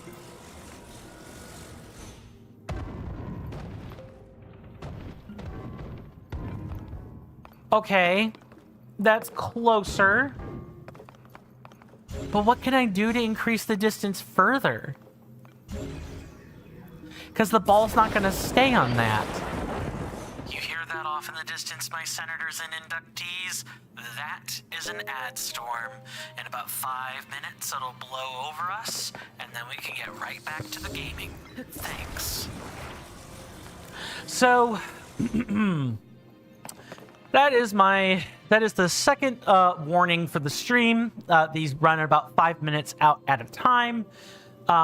Before the top of the next hour. That is the cue to do the major shilling for the stream. So I've talked, of course you guys being here is more than enough. You don't even have to follow or subscribe or anything like that. Just being here is enough. But if you do feel like being financially generous with your money, for any reason, of course, I'm very deeply appreciative of that. There are plenty of methods for that.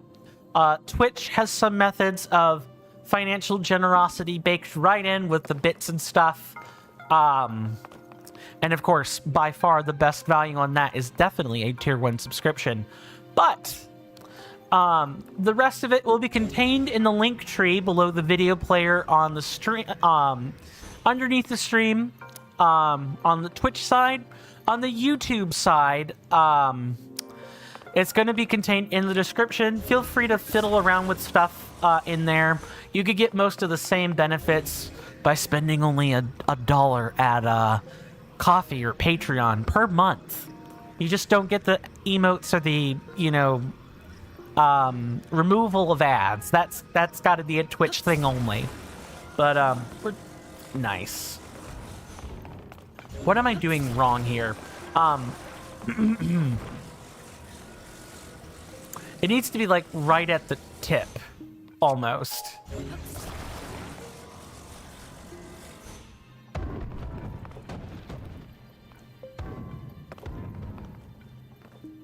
Oh, neat. Okay, well, we found the... I found the thing that we could do instead of solving this puzzle for like another straight minute.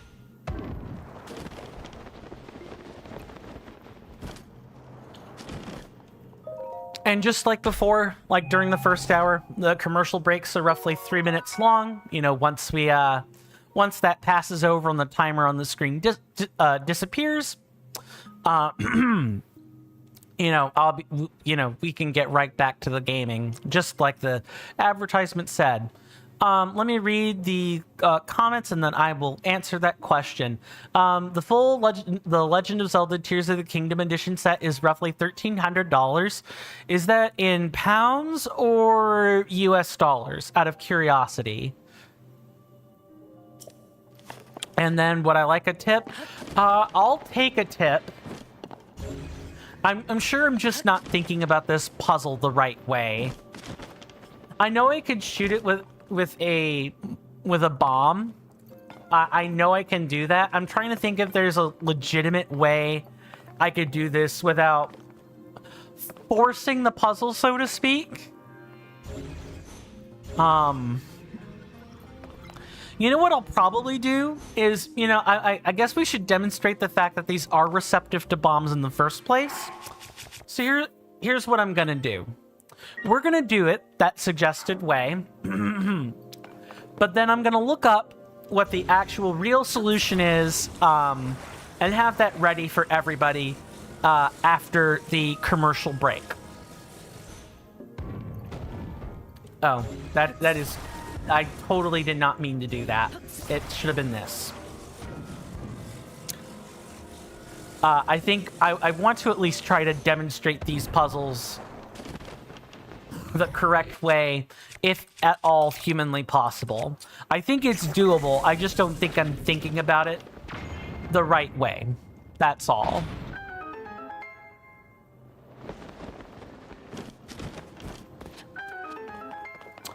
All right, let's get our lovely prize, and then we can go about our business. But yes, anytime you see one of those target markers, you can use a bomb arrow. I believe we did that in Breath of the Wild too. There were a couple of puzzles toward the end of the LP that were like that. But I will definitely see you guys after the commercial break. Thanks.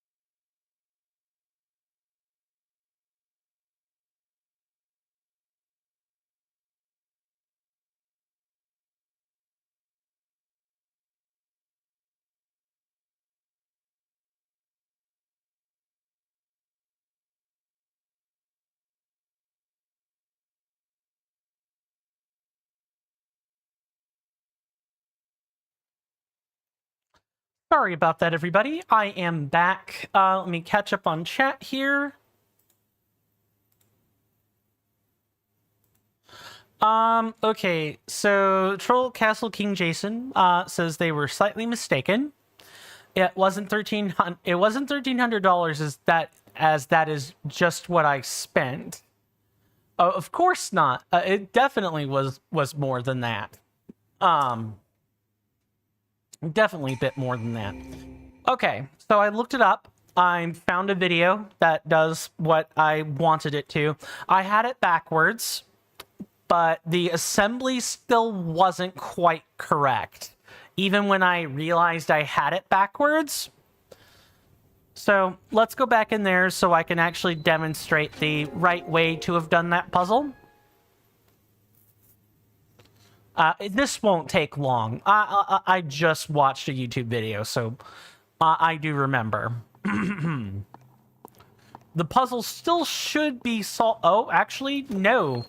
We have to solve that puzzle again. That's fine. We can actually... I've also determined that we definitely could use this bowl to, like, help us out a bit. Like, keeping things nice and stable. So this part should be easy.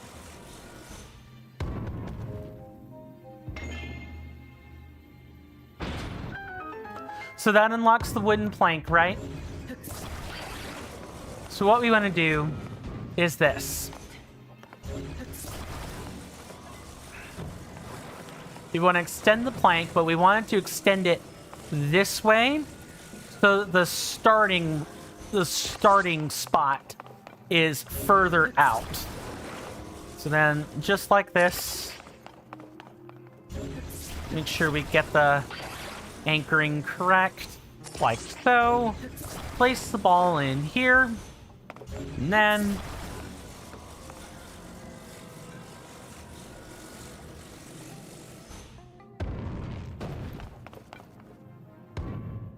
really? I guess I watched them build this, so I think this part is correct. I think I needed to, like... Ah, yes. So what they did was they centered it and actually let the full force of the cube hit down. Wow, is that actually too far out? Yeah, I suppose so. I think I have to off-center it slightly. Either that or, you know, I need to decrease the... No, I need to move the bowl a little bit more. Okay. Let's try maybe something like this. The important part is just the setup. Wow, I feel like a filthy liar right now. Let's try something like this. I just watched the video. It's gonna be funny if I get trolled with the physics of this game, which happens quite a lot now that I think about it. The full Legend of Zelda Tears of the Kingdom set is actually about $750. You just bought way more. Okay, that makes sense. Yeah, that's a lot of stuff. Oh, okay. This game is making me out to be a filthy little liar. I don't appreciate that. I did literally watch a YouTube video. Like, I know what I'm doing. It's just... sometimes the physics of this game do be janky. Slash not the most consistent. Okay, I just need to get the centering on this correct. And that should do it. The important thing is just, you know, me demonstrating that you can, in fact, do this without a bomb arrow. For the full set, you're considering a Standard Edition, Collector's Edition, Carrying Case, Pro Controller, and the OLED switch. Ooh, that almost feels like it's... What the heck? Well, I don't want to spend too long on this, but the positioning is a little bit finicky, is what I had the chance to read on before watching the video. The important thing is just that is how you would do it. It seems like it's hitting the switch, but it's hitting the top of it, right? So it's like just very too slight. It's either very too slightly too far forward, or I'm dropping the cube from too high, and there's no precise way to like modulate the distance of either of those two things. It's one of the complaints I had pretty early on with Tears of the Kingdom, is just snapping objects onto other objects. I can tell that the game is operating on a grid system, right? Which is fine. That's totally valid. We can use a grid system. That's fine. Just when we're done marveling at the grid system, it does have its limits. It does have its limits. And not being able to snap objects precisely unless it's on the grid is... It's not like a visible grid or anything, but you can tell that the spacing is kind of finicky. And there's definitely regular intervals where you can't place anything. Yeah, that part of it sucks. Like a lot. A lot. Oh well. Such is life. You can't always win. And sometimes there are limitations.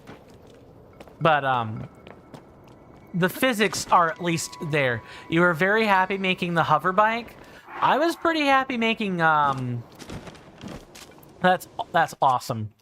I do have the specs for like a beam cycle. That was one of the schema stones I managed to find.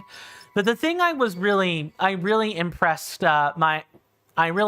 myself with was making this nice little four-wheel cart, complete with the bells and whistles that come along with it.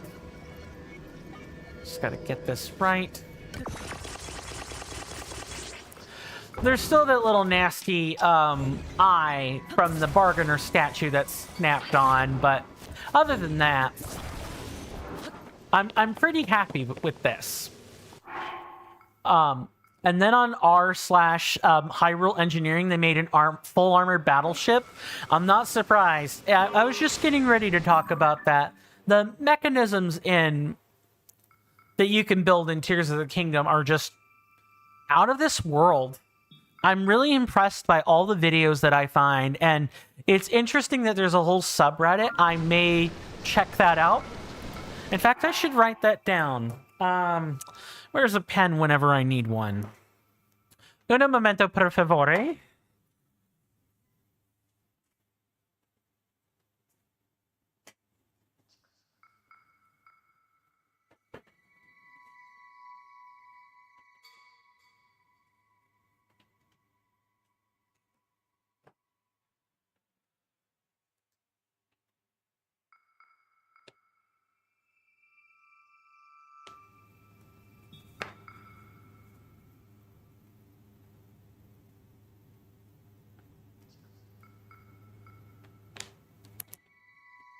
Okay, that'll have to do.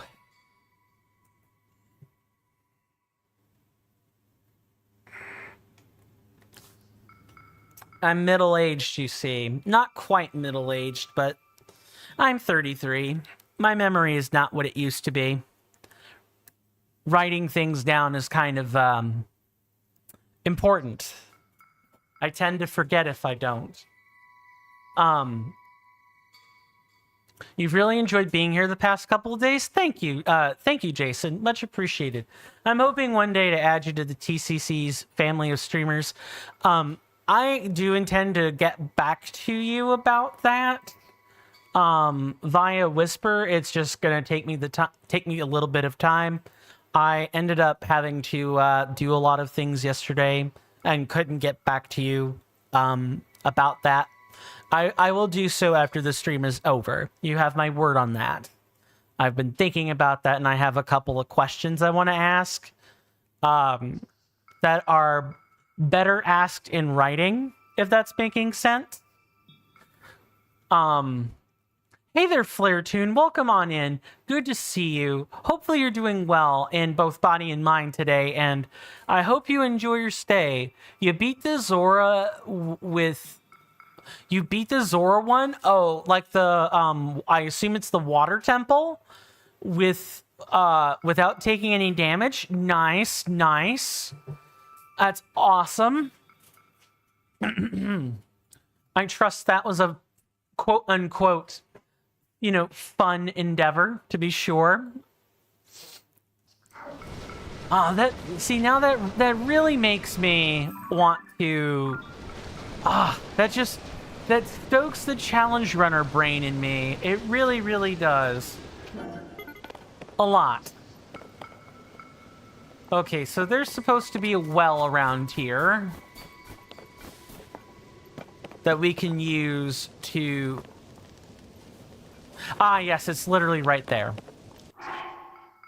Of course, for applying to the TCC's verified streamer program, we have an official ticket system in the TCC Discord where you can open it and ask questions in a more formal way. It's mostly just some clarification questions. But yeah, having a formal system to do that, it would be nice. And if I need to like screenshot things or write things down, that would be ideal. Let me just make sure I didn't miss anything on YouTube real quick.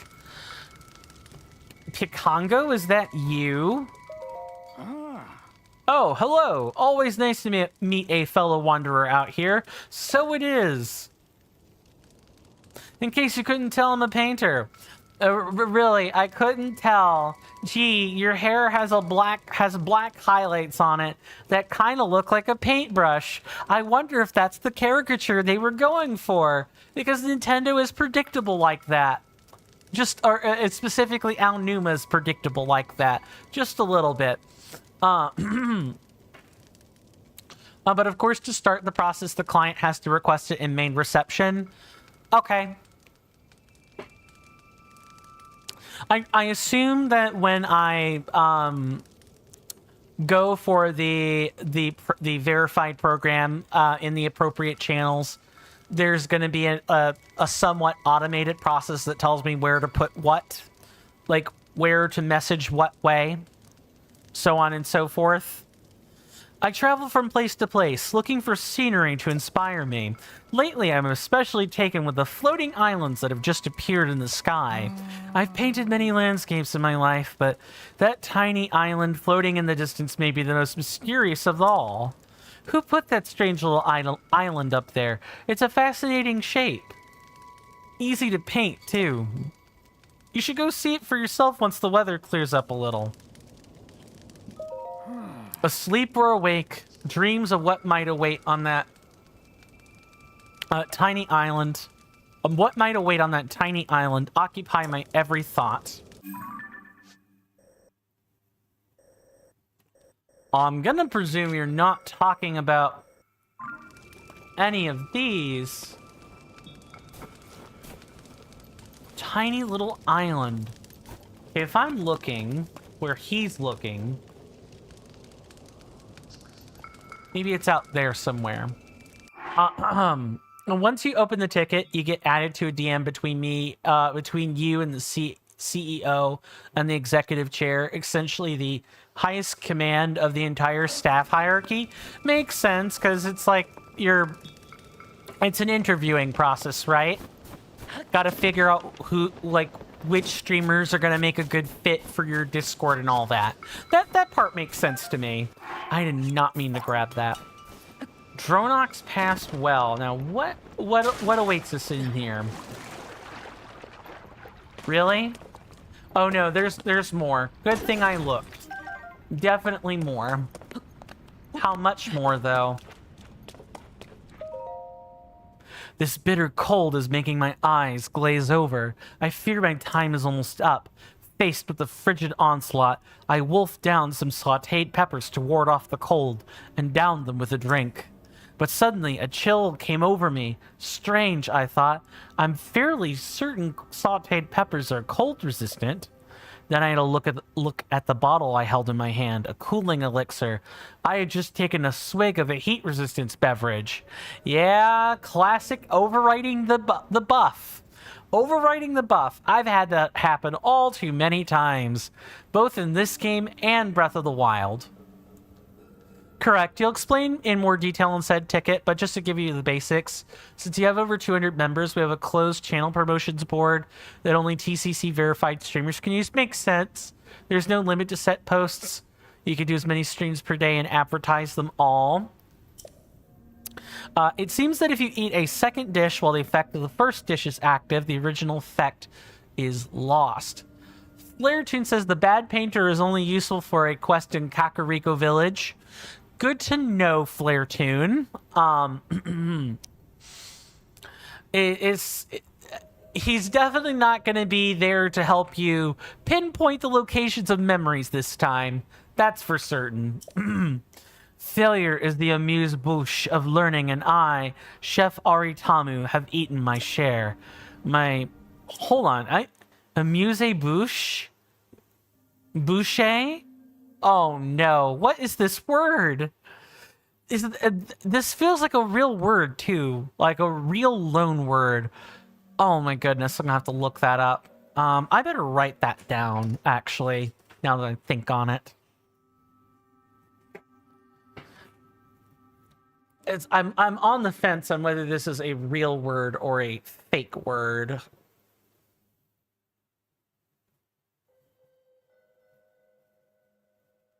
I do like learning about words to add to my arsenal, if nothing else. And and to be a little less formal, you do love bureaucracy. Well, I mean, you can definitely oil bureaucracy well, and it will operate kind of like a machine. It's not always that efficient, but if people are doing their jobs where they're supposed to be, exactly as they're supposed to be, then it's fairly efficient. I can understand why people might like the bureaucratic process.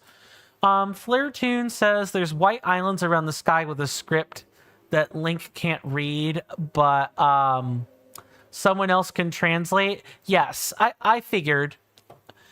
We bumped into the chap earlier. He said he had his notes in Kakariko Village. And we will be going to do that eventually, but it's definitely not going to be in the next couple of streams. It's going to be a bit further out than that. Because we still got the depths and stuff to do first. Okay.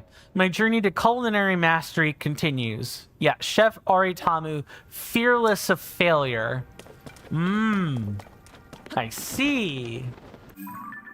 Well, Aritamu, I guess we've learned the thing we kind of already knew, which is don't eat meals unless you don't mind overriding the effect. That's like the big thing, is don't do that. Okay, Jason says we have several departments. Makes sense. It really truly does make sense that, like I said, I saw the Discord structures. There's a lot of stuff there. There's like a ton of stuff there. I have not even had a chance to peruse it all yet, but I do admire the structure a lot. My Discord is, it's not like chaotic. There is definitely some structure, but I do need to clean up a few things on my own server, make them a little bit more structured than they currently are. It's not a Batmobile, Flaretune says. It's not a Batmobile, but it is my mobile. It's a Link-mobile. Do I want to deal with them? Also, what's the other one over here? I feel like I'm better served by ignoring this. The coin mobile. Yeah, definitely that. I wish I had a nice catchy jingle. Freaking Geek had one back when she was still making active content. Not a jingle for her stuff, but I got introduced to the Lube Mobile, and that jingle has not... I shouldn't say it hasn't left my head. I remember the sounds, not necessarily all of the words, and so on. Nice to see that some people are... Nice to see that some people are still hanging out here at this house. Hi there, Molly. I'm so relieved that the blizzard stopped. Thank you, thank you, Link. Truly. I think... Was my subconscious trying to say something there? Maybe. Now everyone can return to their normal lives back in the village. I plan to join them as soon as I have finished straightening up in this lodge. So you have the client reps, the playtesters. Each one of them has an assistant manager and manager, an assistant branch manager and branch manager, then assistant regional manager and regional manager. After that, you have general manager and the director of operations. Then the troll level advisor, assistant manager, and the troll level advisor manager. Then the corporate ambassadors. Then we have branch roles, deputy chair, VP, and the president. And then after all of that, you have the C-suite staff, the board of directors, the 2 CEOs, and then you yourself, which I guess you'd be the king of the castle, right? A la Bowser himself. Quote unquote. Executive chair and founder. Makes sense. Can I, Flaretune asks, can I see your key items? Sure can. Also, I need to turn on the vow again. I meant to do that earlier. Here you go. I do have some crystallized charges I need to go and exchange, but that can definitely happen later. Not right now. We're in the midst of exploring so many fine caves. Let me know when you've taken a good look, Flaretune, so I can close this menu. And we can get back to exploring while you're looking at things. Build the hoverbike 2.0. Okay, cool. You've been enjoying the Undercover Boss series on YouTube, Troll Castle King Jason says. Nice. Flaretune, let me start by asking a question. This hoverbike, does it have a control? Does it have a control stick or like a control module on it? The thing that lets you steer? Because if it has one of those, then I can't build that yet. And we're not going to be able to build that until way, way later. A control stick and 2 fans. Makes sense. Go to Terrytown. Patience, my fine friend. Everything in due time. I have a plan. I want to be able to execute that plan, please. Plus, being pushy just kind of results in me not wanting to do that even more than normal. But now that I know that there is an improved hover bike, I will at least bear that suggestion in mind. It's not what I want to do here. It's like right there, and I'm wanting to bring my nice little cart up with me is why I'm going through all this rigmarole currently. Yeah, I don't mind tips, tricks, or suggestions, but they are just that. They are just suggestions. I am free to dismiss them or say, you know, patience. Please have some.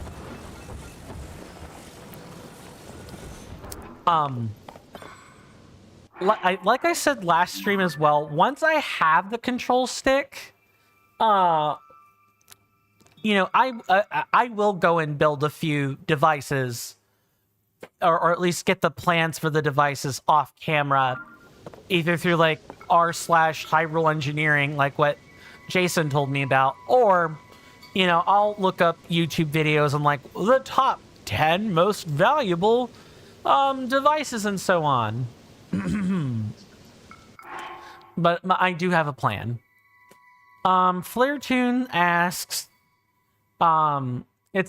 says it's a great area OP gotcha machine buildable house in Terrytown. Did I help build Terrytown in Breath of the Wild? Yes, I did in fact do that. It was a pretty entertaining quest line toward the end. I hope it's just as ludicrous in Tears of the Kingdom, because if not, it's going to be a little bit of a letdown. There's something emotional there? Well, please do me... Yeah, I was about to ask. Do me a favor and don't spoil that. Because I want us to all experience that for the first time. This is a first time Let's Play after all. Moving back over to the other chat here. As for the TCC CEOs, there are two. The US chief exec and the UK chief exec that are that's the headquarters. Makes sense. I mean, you said yourself that you were a Brit, so it checks out that the UK would be the headquarters.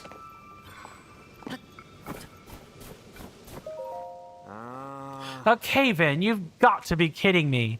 How am I supposed to get inside now? Well, take a gander for yourself. The entrance to the cave is completely blocked off. I was hauling food out of there when the entrance collapsed. Now what do? I should have picked some bomb flowers from the other caves. Could have used them to blow these rocks away. What foul luck. I hate to leave all that food behind, but maybe I just need to call today a wash and come back tomorrow. The blocked cave. Masley was hauling food supplies out of a cave when a cave-in blocked the entrance, keeping him out. Perhaps you could do something to help him. Or in the case of the Rito, what foul luck.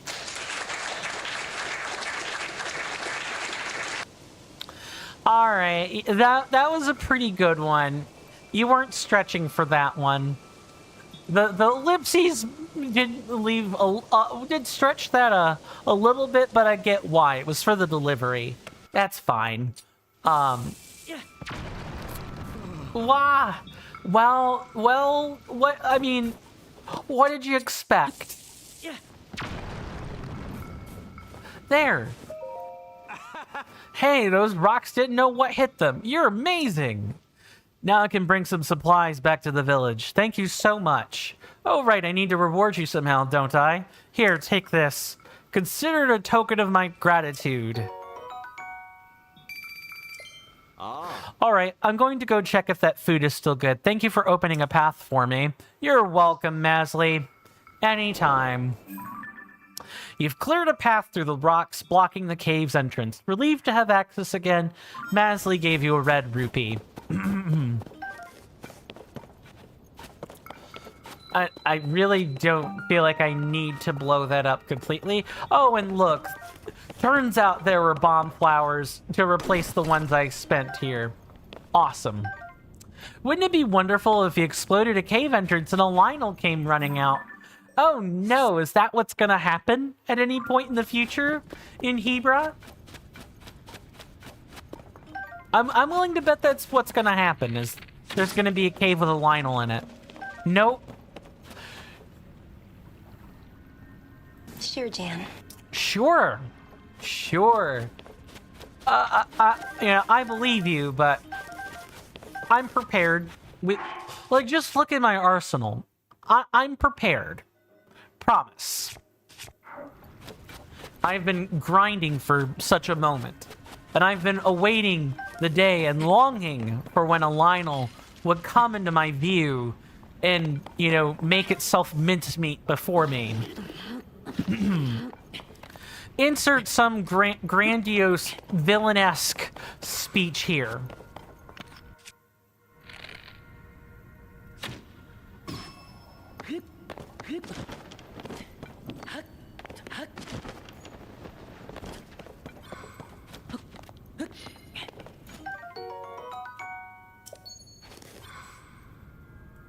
Man, there are quite a few more collectibles in no Tulin. That's perfectly okay.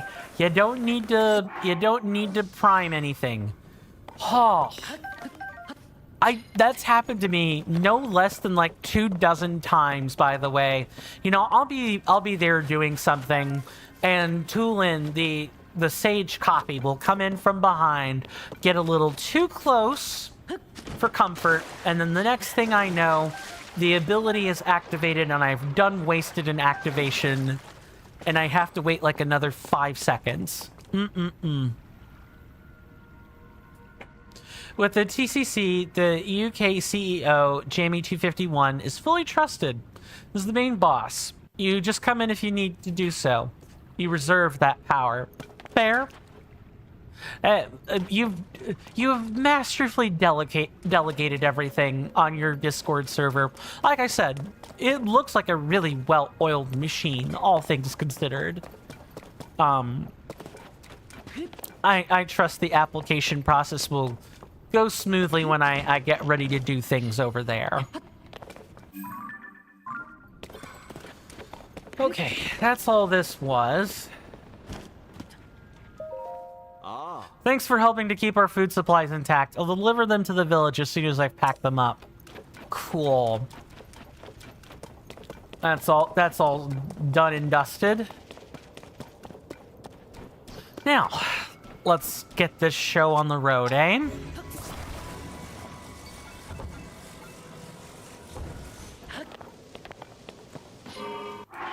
The verified streamer application process has a good success rate. 50 people so far. That's impressive. I don't even think the Spotters Discord has that many like successful applicants in it.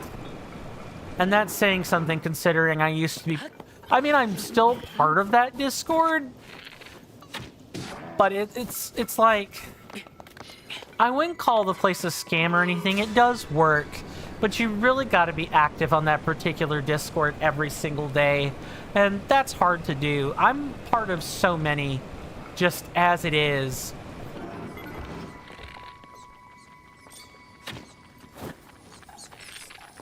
Oh no. Double kill.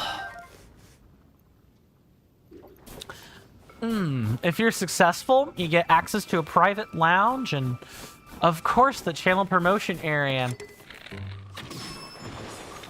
You know, I get a place to sip my martini, right? That's what's happening here. Finding a place to sip martinis is nice, I suppose. What the heck?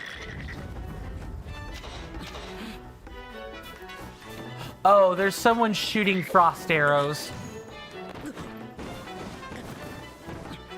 I love and hate the physics of this game sometimes. Okay, while you're distracted.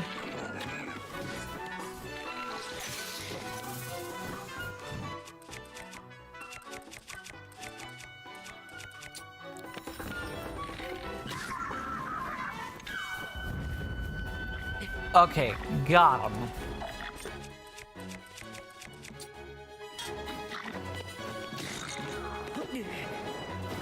Oh, yeah, the Rito weaponry is gonna be pretty annoying.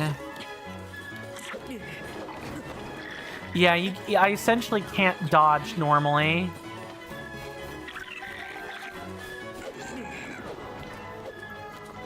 But also, I guess the fact that they're using Rito weaponry kind of makes them attacking basically not a guarantee at all. Interesting.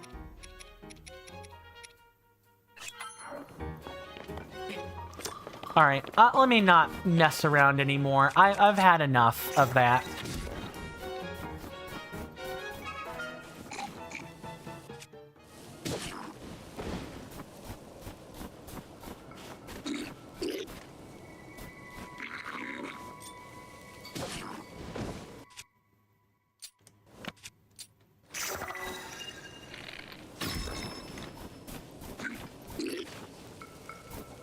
Okay, I really don't want to mess around with this now. Get out of here. Absolutely not.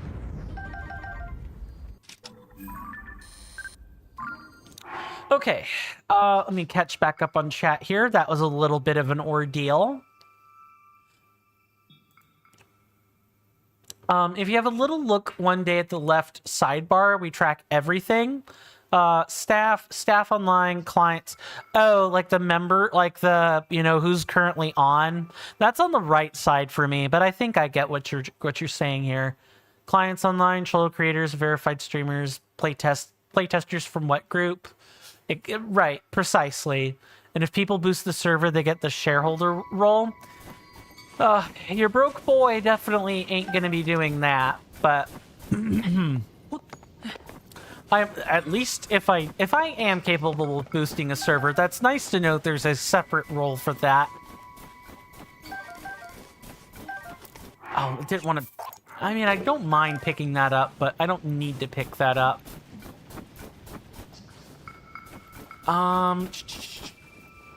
Okay. Let's get back on our cart and let's get moving, shall we? Entirely too long that ordeal was.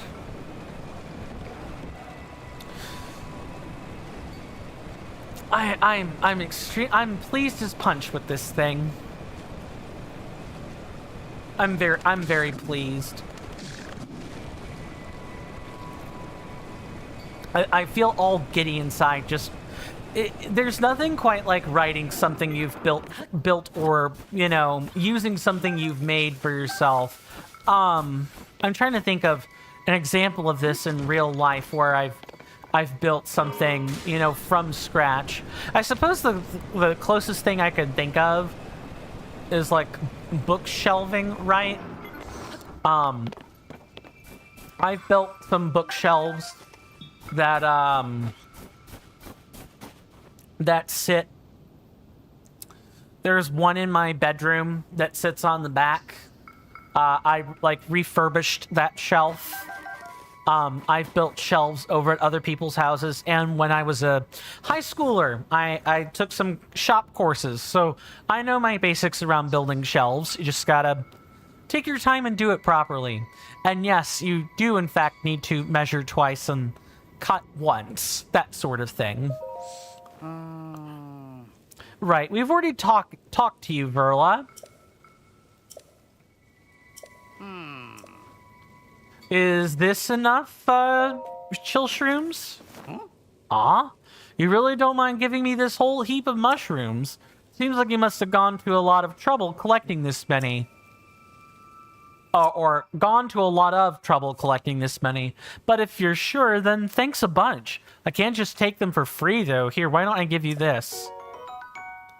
Yay, that's a little more worth my time. Now I can make good on all my big talk. You know, this isn't the only cave in these mountains with pools of freezing water. Be careful where you explore. When you gave Verla the 10 chill shrooms, he gave you a purple rupee as a reward. Verla was relieved to be able to return to the village with head held high. Good. Maybe humble yourself a bit next time, Verla. Don't make claims you, can't, keep. You can't back up. Don't do that. Okay. Yeah, they definitely mean what they said by unbearable cold. But you know what we can do? And this is something I don't demo that often. we can take ice fruit and quite literally make platforms of ice. We don't need to, like, get fancy. We don't need the raft outside. We can, in fact, you know, provided I don't muck it up, we can, in fact, let me eat another one of these, I suppose. We can, in fact, just, you know, make our own path forward. We don't need to build anything fancy. Now, I'm quite sure... Oh, there's a lot of chill shrooms. Verla wasn't lying when he said he found a whole load of them.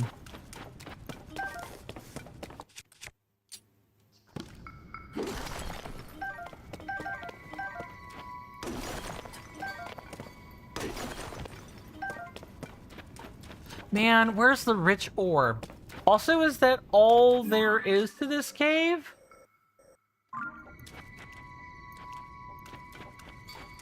If this feels so bare, like there should be more.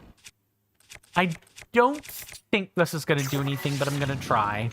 Yeah, no. Not hard ice. Definitely not.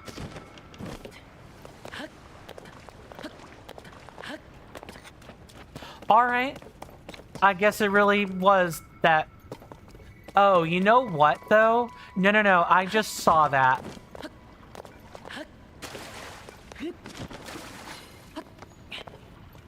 I see that. Look, there's a little hole up here. You wouldn't think twice unless you looked at the, unless you, like, looked at the ceiling. You know, the classic gamer thing of not looking up.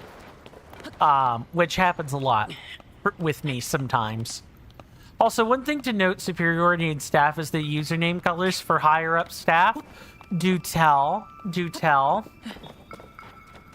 All right, there's, oh yeah, there's Mr. Bubble Frog.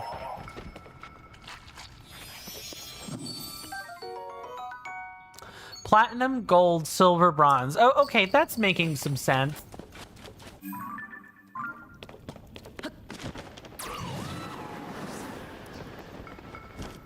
And platinum is usually C-suite in the board. Oh, okay. Yeah.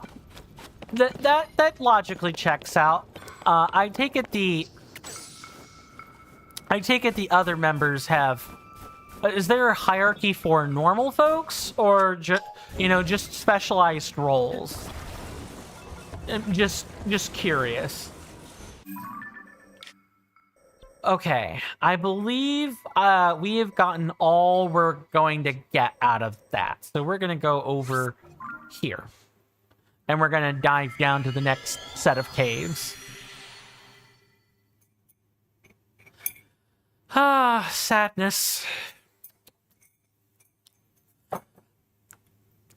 As one would say in the Pirates of the Caribbean, I do believe the rum is all gone. I feel like I've asked this recently, but you know what? It's always a riveting question when you ask the same stuff over and over. Coffee, tea, or neither? What's everyone's, like, favorite beverage out of, like, that selection? Or, like, out of the options presented? I'm a huge coffee aficionado. Frappuccinos, frappes, cappuccinos, Americanos, all of that fun stuff. I love a good cup of coffee, but if I drink too much coffee, I'm going to sleep. Tea, I'm just a bit picky about. Not that I dislike tea, I love tea, but I definitely prefer fruit-infused tea. I can't just have the stuff plain, or at least a bit of a squeeze of lemon or something. Something to give a little bit of punch.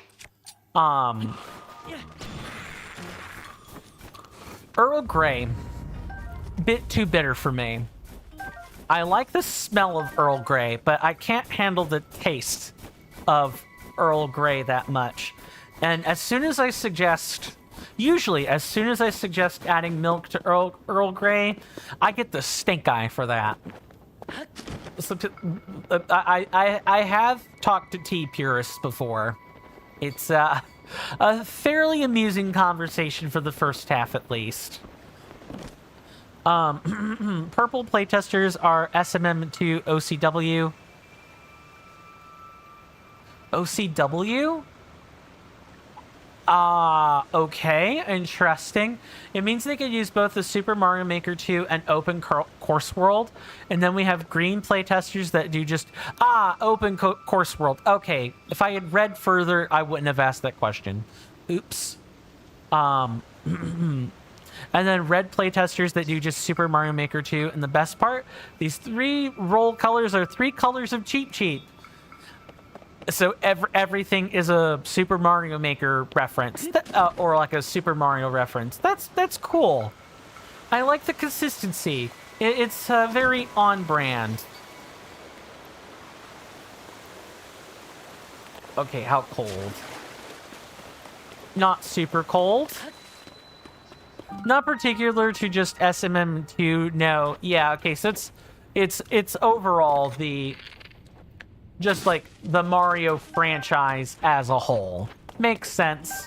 And that does check out with the colors of Cheep Cheep I'm familiar with, which I'm pretty sure are red, green, and I'm recalling right from memory. And yeah, purple. I see you back there, treasure chest. Give me. What do we have in here? Sure, I'll take that. We also have an official TCC mascot whose username is literally called Fish. Oh, you should give it a name. Because for my understanding, the official mascots, you know, outside of like the official troll mascots are like Goop Gorp and like whatever the name they've been using for like the Monty Mole. I think it might be Steve. I think that might be the name of these like troll characters. Remember the Liv you told me about? I sure do.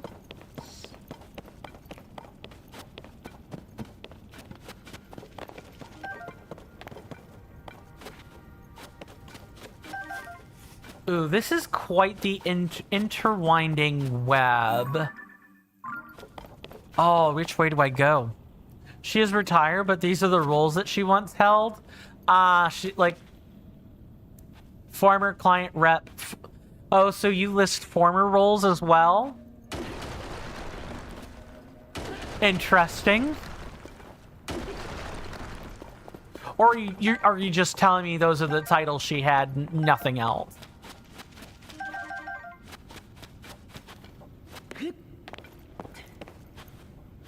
Maybe I should go the other direction first, now that I'm thinking on it. Because this seems like it goes like a whole separate direction. Those are the roles that she held. If you see them all, she got quite high. Yeah, I was asking more over, do you mark... There's not like a whole duplicate list of former roles or something, right?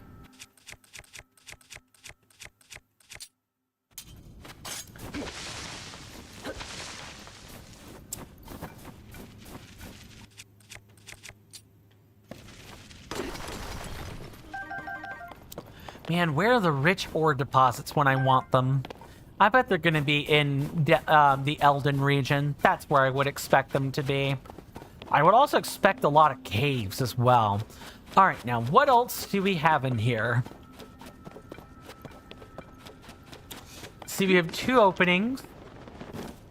Any more holes? Well, yeah, but no chests. And of course, I take it her highest role is private secretary to the chief executive officer to Jamie. Right, yeah, you were... Was that in the list? Yes, the private secretary. Yeah, that makes sense.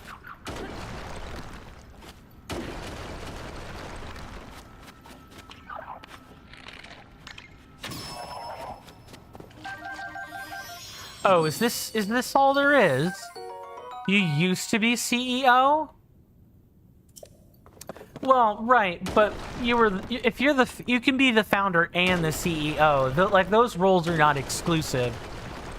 So you definitely did find a way to delegate all that down, which is good. Okay, anything behind this?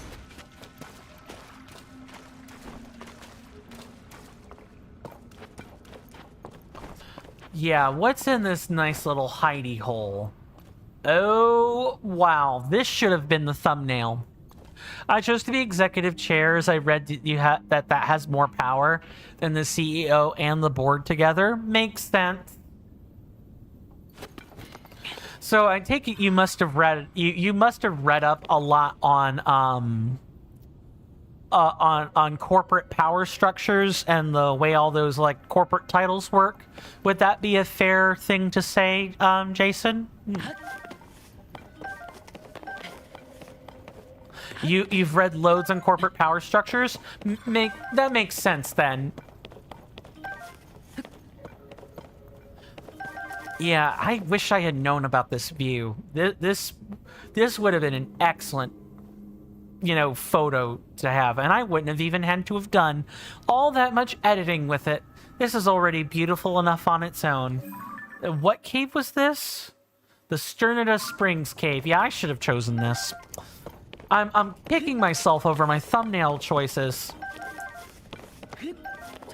Which, speaking of, I just... Oh, is that a... Okay, I did already take a picture of that. Good. You hear that off in the distance, my senators and inductees? That is an ad storm. In about 5 minutes, it'll blow over us, and then we can get right back to the gaming. Thanks.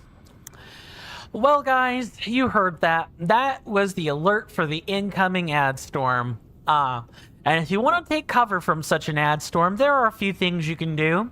You can get up, stretch, grab a snack, fiddle with your phone, do whatever you want, really. Because we all hate ads here. And if we don't all hate ads, then I guess, at the very least, there's always, watching the commercial ads for yourself. Yourselves, and maybe there's some interesting commercial that's worth laughing about, but for the most part I don't think any of us much like advertisements. So that's always going to be my suggestion. Definitely just remove yourself out from the ads. Like don't let companies influence your decision making too terribly much. There'll be a timer on the screen. Once the timer is over, because I'll have gone away from my desk too. It's to incentivize everyone to do kind of the same or similar things, really. But yeah. Once the timer disappears, that's it. And this we'll be right back to where we left off. And the nice thing about the commercial, like getting all the shilling done in like the first 2 hours, is that we don't have to deal with any more of that shilling anymore. For like the remainder of the stream, unless it's like the Discord or something. The TCC C-suite consists of the Chief Compliance Officer, Chief Product Officer,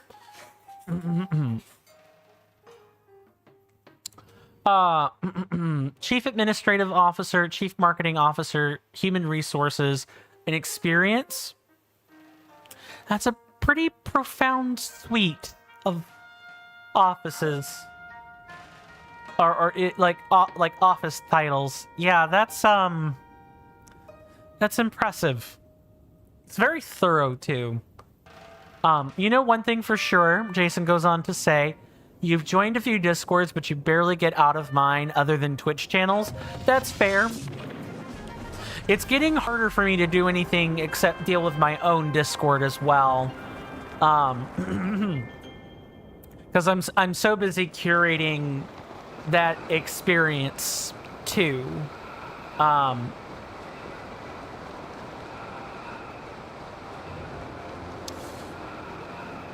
and I'm always trying to think of like new benefits as well for, you know, my audience.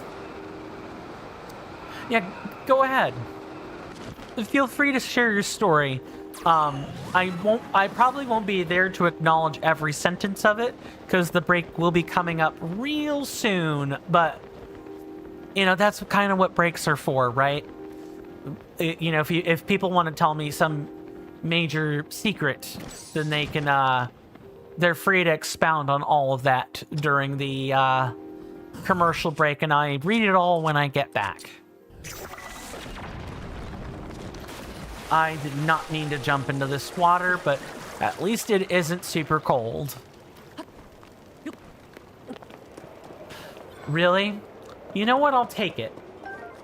I will take the air jet here.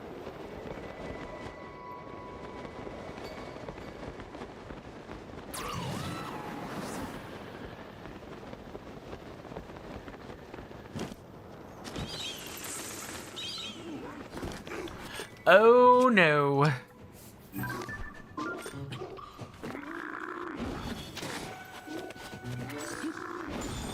I'm dead. Oh my goodness, that's funny.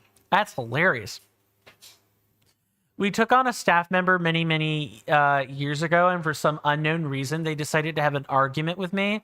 Quickest termination ever, no doubt. The argument was odd. It was just completely out of left field.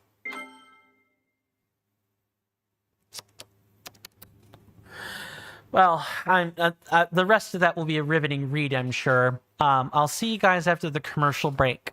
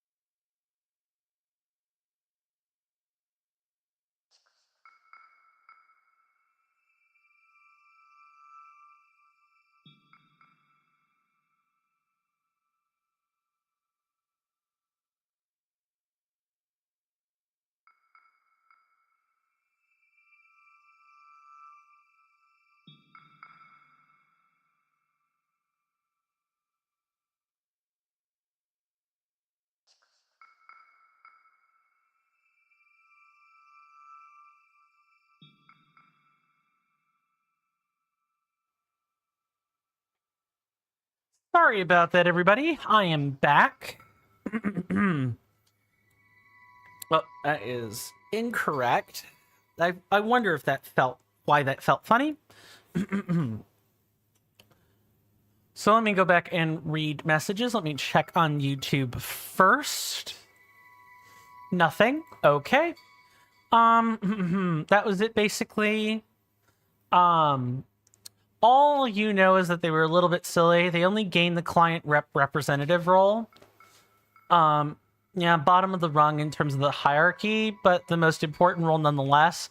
And they decided for some odd reason that their first action was to have an argument with me, boss of the chief executive. Never a good idea. You still don't understand it. I won't ask for the contents of the argument. That's not my business, but I hope that the argument was just like a logistical one, right? Or, you know, like a creative differences type of argument. You know, the thing that might cause a rebellious teenager working at a Brewster's to maybe rebel over. Something along those lines, and not oh, you dealt with like a transphobe or an ist, or like a racist or a xenophobe or something along those lines. Nope. If it was logical, I would have considered them to move higher. And interesting. Usually CEOs and executive chairs don't entertain arguments like that. So I find that interesting. Now, shall we try this whole bit with the silver horriblin again? I'm also going in the incredibly wrong direction. Gonna save here. I don't want to repeat that for whatever crazy reason.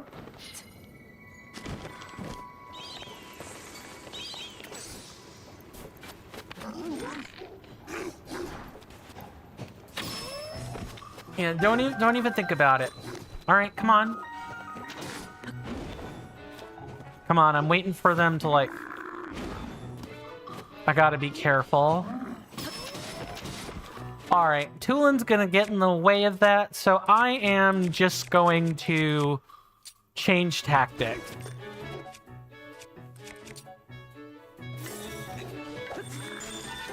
Don't even think so. Don't even think about it, Mr. Horriblin.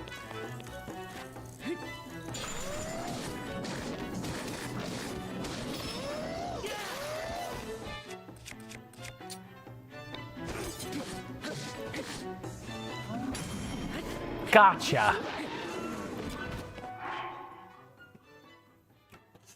So it was just them deciding to be a jerk, so you terminated them effectively immediately. But if this wasn't... But if it was a, this is not running good, here's how to improve it argument, I would be happy to entertain their, I'm sorry. It was just them deciding to be a jerk. Okay. I wanted to make sure I knew where the correction was being applied. All right. But if it was this is not running good, here's how to improve it argument, you would be happy to entertain their advice. Yeah, that's fair. I sort of think that if your machine is incredibly well oiled, right? Like, you do want to be receptive to advice. But I don't know if it's necessarily the best idea to be freely entertaining the opinions of people so low and maybe perhaps so untested on the totem pole. You make them fit in first. But that's like that's a different, that would just be a personal difference on my part. You're the founder, you're the CEO, effectively. Do what or executive chair, I should say. Do what works for you. I guess I'm only choosing to... Hello.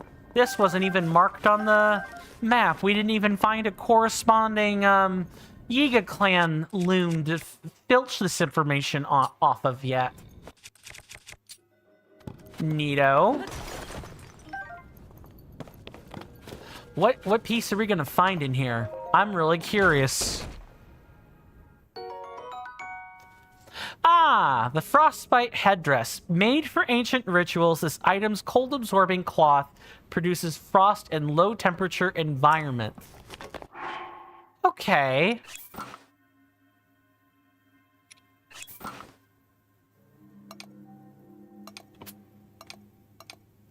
That's interesting.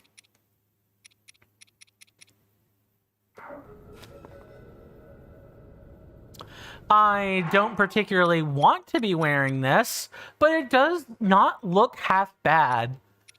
I personally think it's way better than the Gerudo set. But that's just me. It has better adornments on it. It's got better polish. Applying for verified streamers is just a ticket, but for staff it's a ticket, and we even have a Google form with questions about the TCC, known officially as the staff assessment quiz. Makes sense. The perfect score is 32, and one of our C-suite members has scored 25.5 out of 32, and that's why they're in C-suite. Fair, fair. I take it the assessment quiz is difficult then if one of them scored that high. I don't know what the bar to pass is, but I'm going to presume that's a relatively high score. Good on them.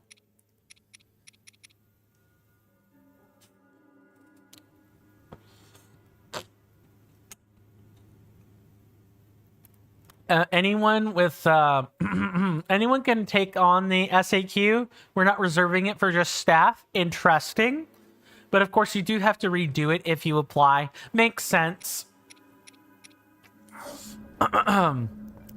It's interesting to know about all of this. Let's call it paracorporate, right? Like you guys have a verified streamer program. And stuff, but this isn't like an actual corporation, right? There isn't like merchandise passing hands. It's just it's a Discord server at the end of the day, right? Just want to make sure I like ask the right questions before I make any comparisons correct. Okay, then yeah, at the end of the day, it's a Discord server where, you know, a lot of people happen to have a common shared interest. So the corporate structure in and at its best is just making it really clear, you know, what the rules of advancement are, what the rules are more than anything. What am I looking to do here? I am looking to do something like this. That's why I called it paracorporate. Like I definitely wordsmithed that just now. It's not corporate, but it's close enough to the command structure that, you know, calling it something akin to being corporate is fitting. And I think that the term is very appropriate. As someone years ago, someone said it is very difficult to make a corporate Discord at someone. Look at my Discord, Kappa. Do people enjoy or appreciate the, like, I guess the corporate power structure and how rigid and maybe not so much rigid, because, you know, anyone can take the SAQ, right? But, what I mean by rigid is just the fact that the rules are laid out. They're very clear. You know what you can and can't do. You probably know what all the rules are, so on and so forth. Yada yada yada. You know, what's the deal with all this? It is rigid, yet yes, but it will apply more as you climb the ladder, which makes sense. In general, it's pretty relaxed. Fair enough. Tulin, I do not need you doing that, bud. We're good here. Let's just calm down. Okay.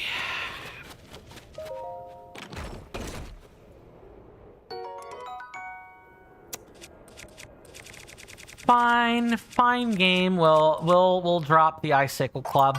Sure. I'll take this. Although, isn't that just a feathered edge with an icicle stapled onto it? Yeah, it is. I was wondering what the heck this thing was. Now I know. Tulin doing that is why you turned off the sages once you got all your Lionel weapons. It's just, you know, I don't like wasting ability activations, even if they recharge pretty quickly, right? It's not annoying.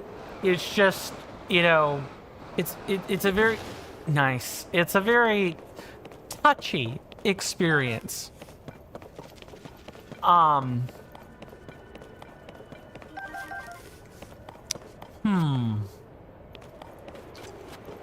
Anything else in here? I don't think so.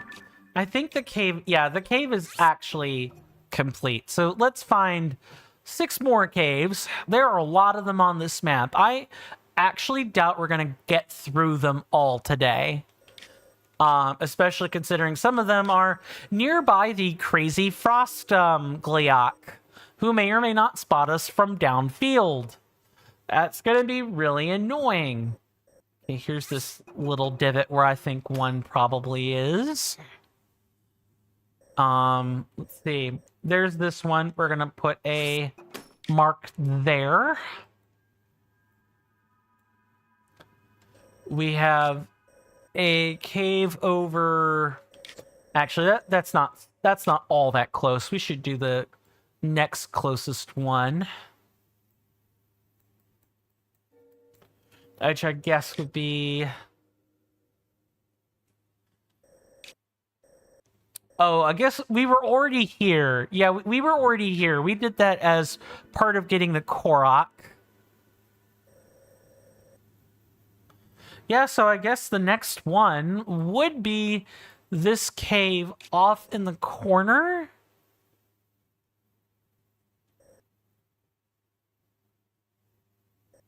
Like around here. I'm sure I'll spot it once we get close enough. Okay. So we had the one with the great skeleton in it. The next one is...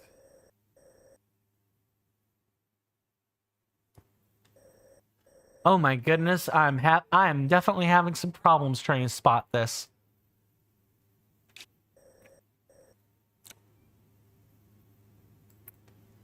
Okay, I need to find a cluster of 4 trees. Sorry if I'm not super focused on chat. I'm trying to, like, parse together all the locations on the map. Give me just a second. Though, do feel free to keep typing. I'll just read once I'm done. Okay, I found it, which means...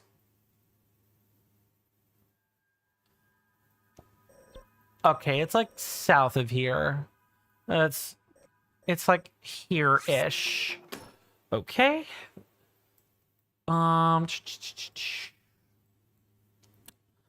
we had all the ones along this that were in the daisy chain.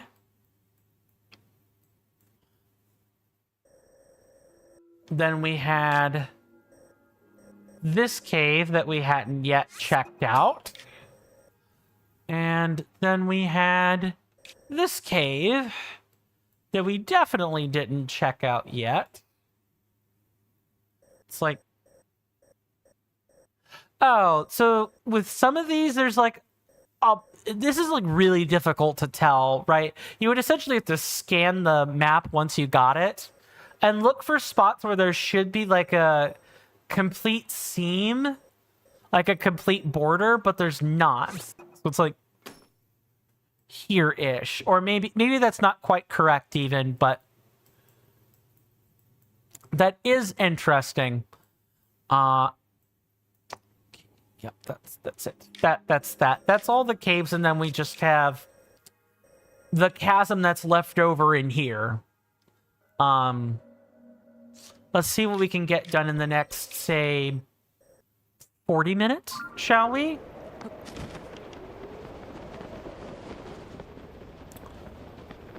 Okay, where is our friend, the exit? I need an exit. I bet it's, like, down here.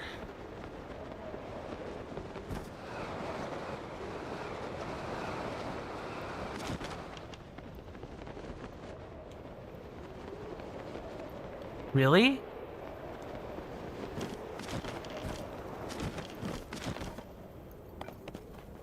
Okay, it was like...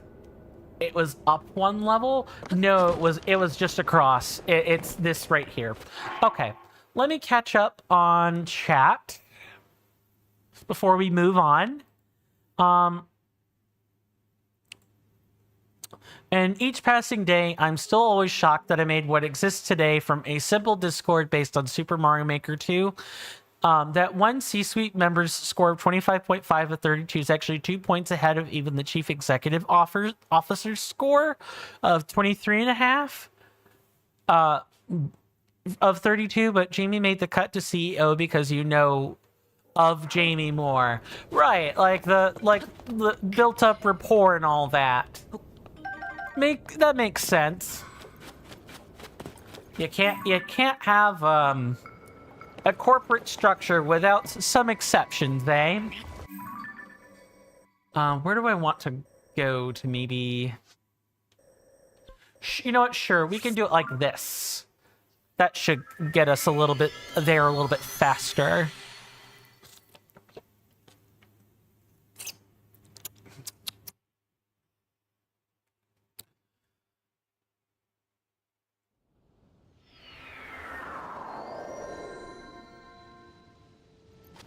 Yeah, the most I could say about my own Discord is that I've kind of based it on like the Roman system of government where, you know, you have me, which, you know, my title is Elden Ring themed, so there's that, but my moderators are praetors. I've got a bot that acts as the console because I need it higher than the moderators to make the bot work properly. And then we've got all the senators, which are all the subscribers and members and such. We've got the aides, and then we've got the membership tier roles on Patreon and Coffee, which would be the retainers, the senators, and the Valkyries, all in one nice, neat, easy go. We have a very public policies area. Makes sense. In terms of staff members, we operate under a nothing personal policy. So if you're removed from staff for any reason, yeah, that makes sense. You have a job to do. It's a corporate structure. If you have legitimate reasons to why you're unable to fulfill your role currently, inform us at your earliest convenience. If you can't contact anyone, then you submit a support ticket. Very modern era. It's just a reserve power that I hold. You don't like to use it? Of course not. Because you would hope to resolve the difference, you know, amicably. Or you hope to be able to resolve disputes with a personal hand or something. That makes sense. My rules are fairly straightforward too. I don't like to use them myself. I don't like regulating people. Or anything of the sort.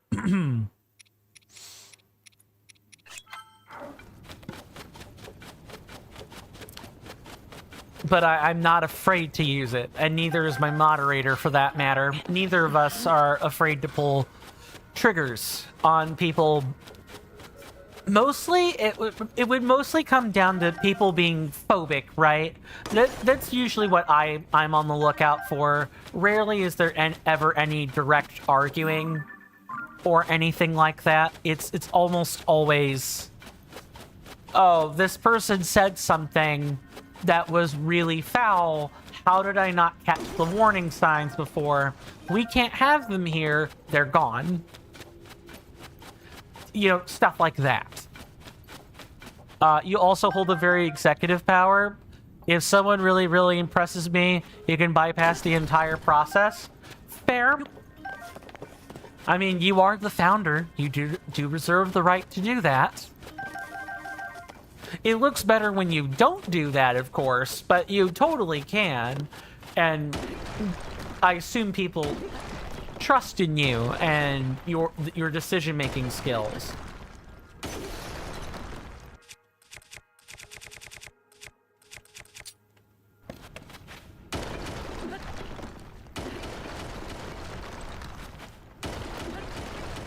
Well, I definitely should have used a bomb for this. That would have gone much faster. Oh. What the heck? Sell me. Oh, I feel wind from somewhere outside. I've been saved. I'm Selmy. Heard of me? I used to shield surf at the pro level. Earned myself the nickname the Duchess of Downhill.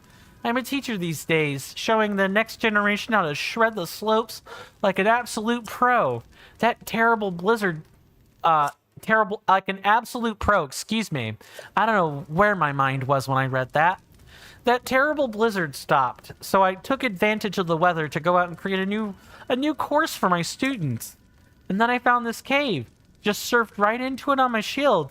Can't blame an old shield surfer for exploring, right? I went in too far, though, where the caves got all closed off.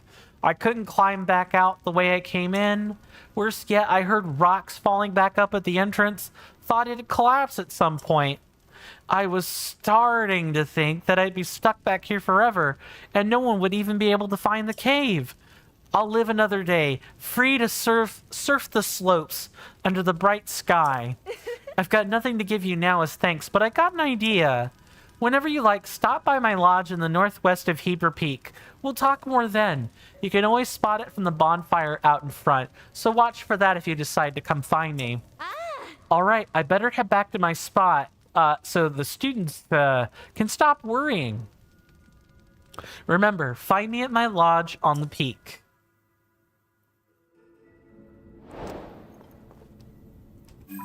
The Duchess who disappeared. You dug through the rocks deep inside the cave and created a way for Selmy to get out.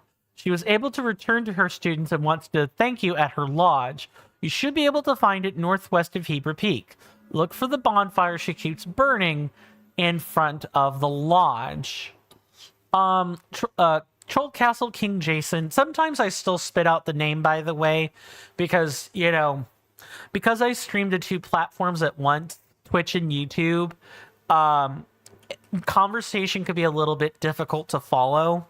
So I've kind of adopted another YouTuber's approach for this. He goes by the name Toasted Ringtail. He's a furry VTuber. He's done a lot of Let's Plays and late night streams and stuff like that.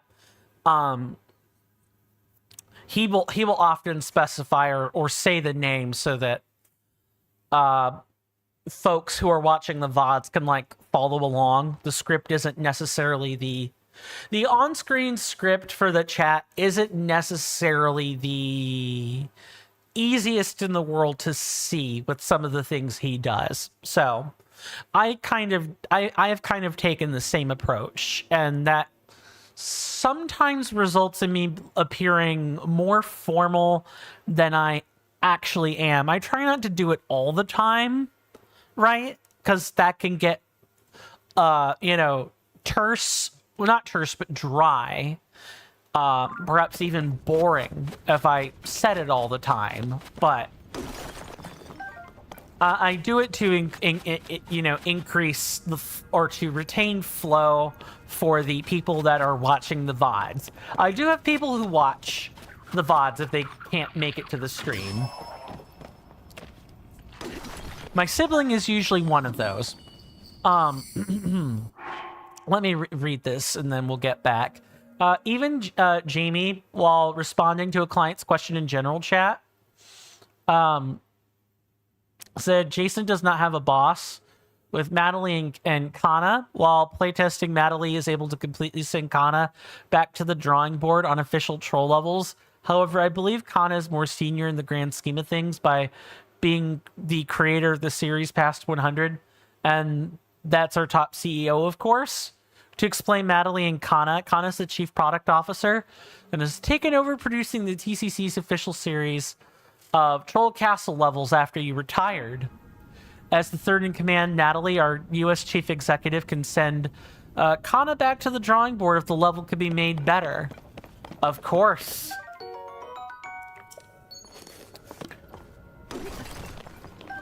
And I presume none of that is, personal, It's not, it's probably not the funnest thing in the world to be sent back to the drawing board to make things better every single time, but making troll levels is an art. You kind of need to think like an artist, and so perfection is very much something that you strive for. Also, I get you agree it is policy. Makes sense. Is it I know some troll level creators do this, and you being a retired one yourself can probably talk about this a fair bit. But in terms of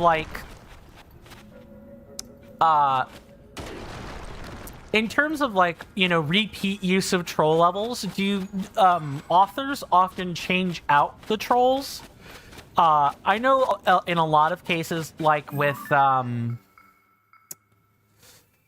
Carl Sagan 42, or whenever Just Cook plays a troll level, sometimes a lot of other people will follow after either one of those two and they'll go on to play the same levels. And in an effort to keep things fresh, and so people aren't just posting the guidebook on how to complete the level, the trolls get changed out. So I was just curious if that was something you guys do.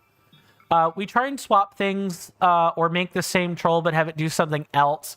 Yeah, specifically to change it up, right? So that people aren't, posting their W's online to copy every which way. Ooh, I'm pretty sure... Yeah, that was a cave you could completely go through. And this would have been...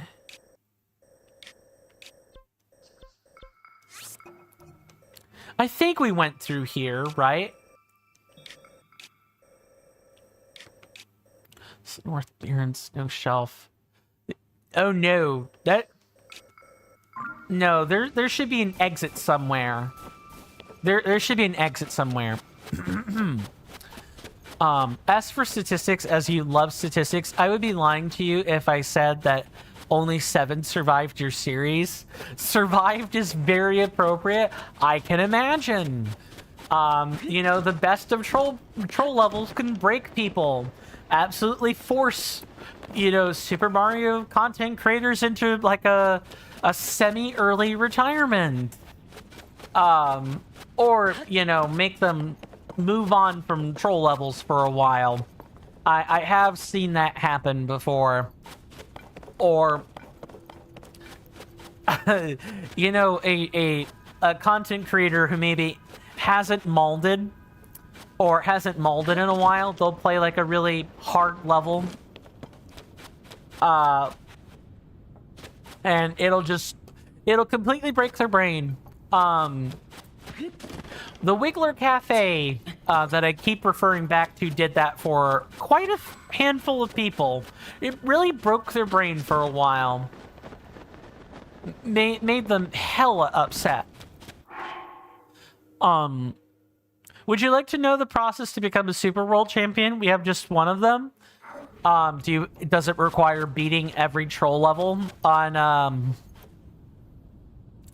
every troll level that's on offer at the TCC?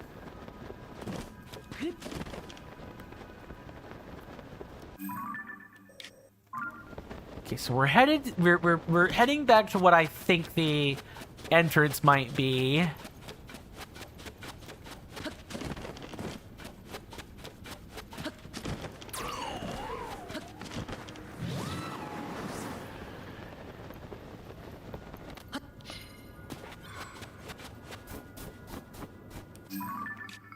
Okay, so here's the east one. Okay, I was wondering what was going on with that.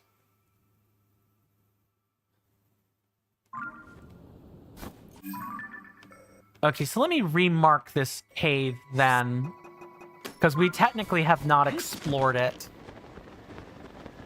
You have to complete all 95 of your levels without any hints, and then applying to take on the super world, which is the first 40 levels without hints. But in the super world, if you die, even at level 40, it's back to level 1. You get unlimited attempts, but a death means back to level 1. Yikes! And it goes without saying, but in case people don't, have a dossier of my skill set, let me tell you that I am generally not great at platformers. I can do them some of the time. It kind of depends on what the platformer is. So, like, Sly Raccoon is one that I can do, for instance.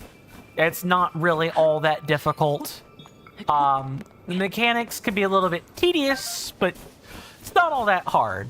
Something like a getting over it or, going up type or sort of game can really test my patience. And as if that weren't it, or I should say that's like middle of the road. Something like Super Mario Maker, where, there's known speedrun tech, there's known movement to make your jump super optimal. Yeah, I can't do that. I've got butterfingers with the controls as is. I know some troll setups make you claw grip the controller if you want to get out of an ante or something. And the Super World requires streaming, no recording. We don't just want people... We just don't want people to edit their progress. Makes sense. No splicing. I totally get that. We have an entire Google form just for the Super World. Wow, you really crossed every I and... crossed every... Wow. Bone apple teeth, everybody. You really have dotted every I and crossed every T on that. What the heck? What am I looking at here? Nice job. Love that for me. Interesting hot spring.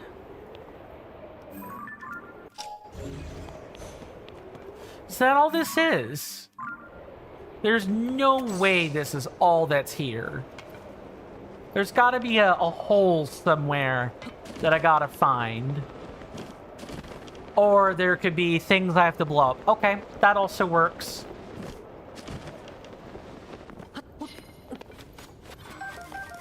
Alright, why don't we see what's behind door number, however many, eh?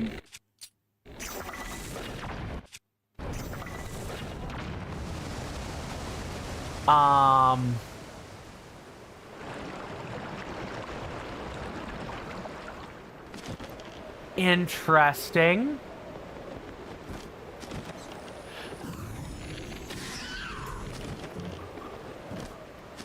This cave's gonna be quite the adventure, huh? For the title World Champion, you don't have to restart at level 1 in the Super World, but you don't get the most prestigious title of Super Champion. Right.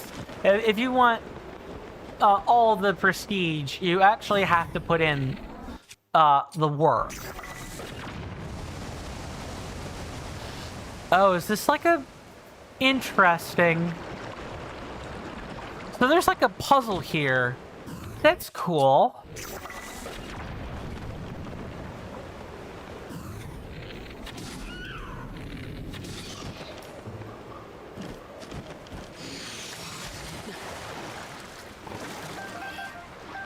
You can start on the Super World Champion path and then drop down, but there is no going back up.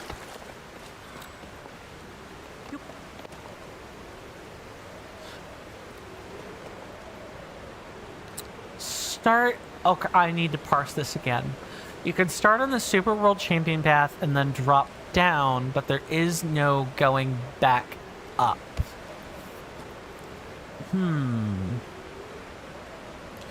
Do you mind qualifying that sentence a bit more? I'm having trouble parsing that. Oh, world champion is what you drop down to. Oh, okay, that makes sense. All right, I guess I was just having a brain issue. My bad.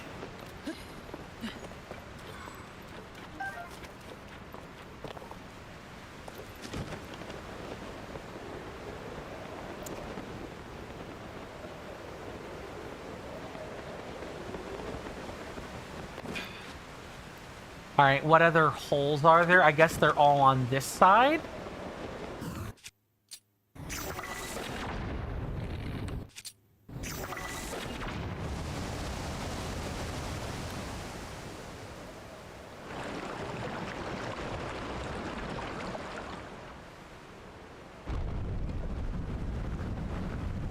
Interesting. Well, then what's the deal?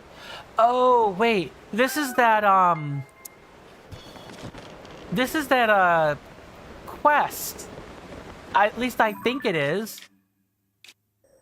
Like, here's the Sherfin's secret hot spring, the Sternida secret or springs cave, and then we had the Gothlam's secret hot spring. I think I just inadvertently did a quest without realizing that that's what we were doing. Because if we look, it's the treasure of the secret springs. Yeah, we're right at that where the intersection between the three would be if we were to draw a line between. If we were to draw like lines that intersect between the three. Okay, got it.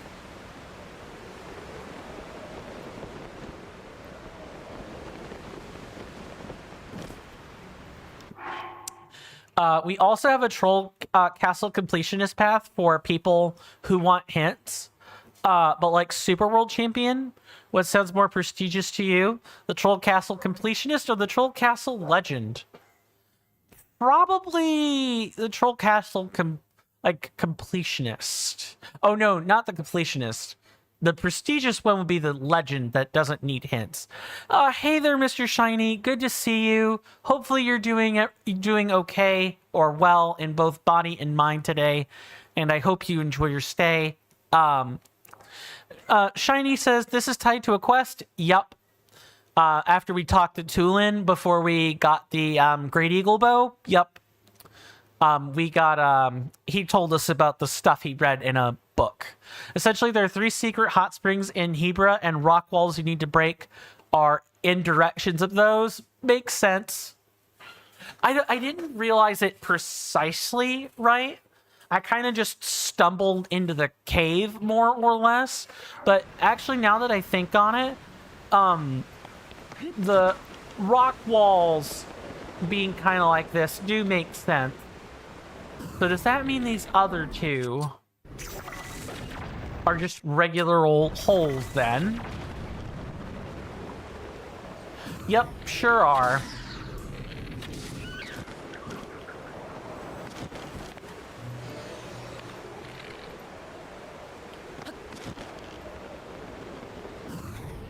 And nope, wrong one. Right there.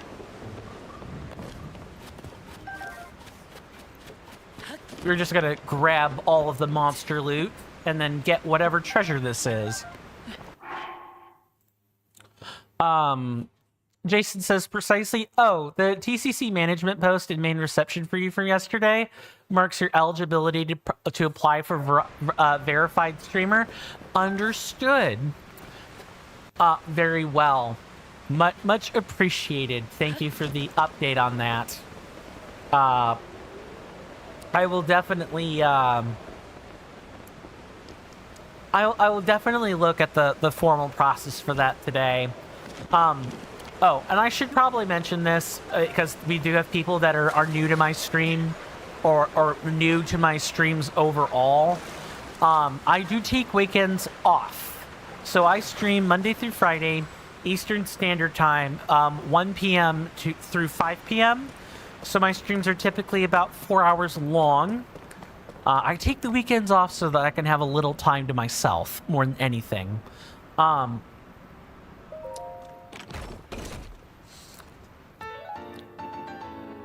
Oh, this is one of the amiibo helmets. Cool. You will like this treasure. One thing you love about TOTK, a helmet worn by a warrior who protected the Rito in a time beyond memory. It's said to deepen the bond with the Rito when worn by a Hylian. Oh yeah, I'm absolutely new to your streams. You have been here a little bit, Shiny, but I get your point. And I should just explain it anyway. Like I was saying, yes. You know, I take weekends off.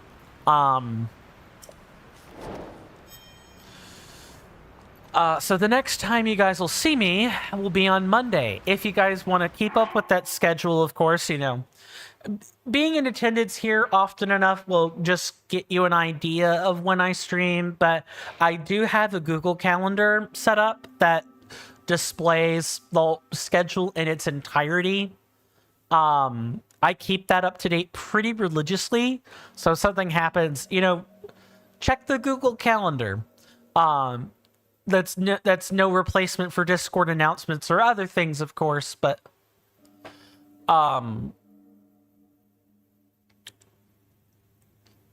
the schedule is like a consistency thing.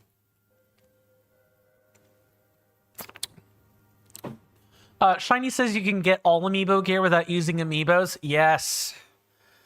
That's awesome. I hated the whole amiibo thing. Still do. And the amiibos aren't getting cheaper. They're getting more expensive. Yay, tariffs. Oh. Oh, give it a rest. Oh, and by the way, Troll Castle Challenge business hours, let's see, Monday, Tuesday. Oh, so it's the same time every day. Interesting. So it is 9:45 p.m. TCC. TCC time.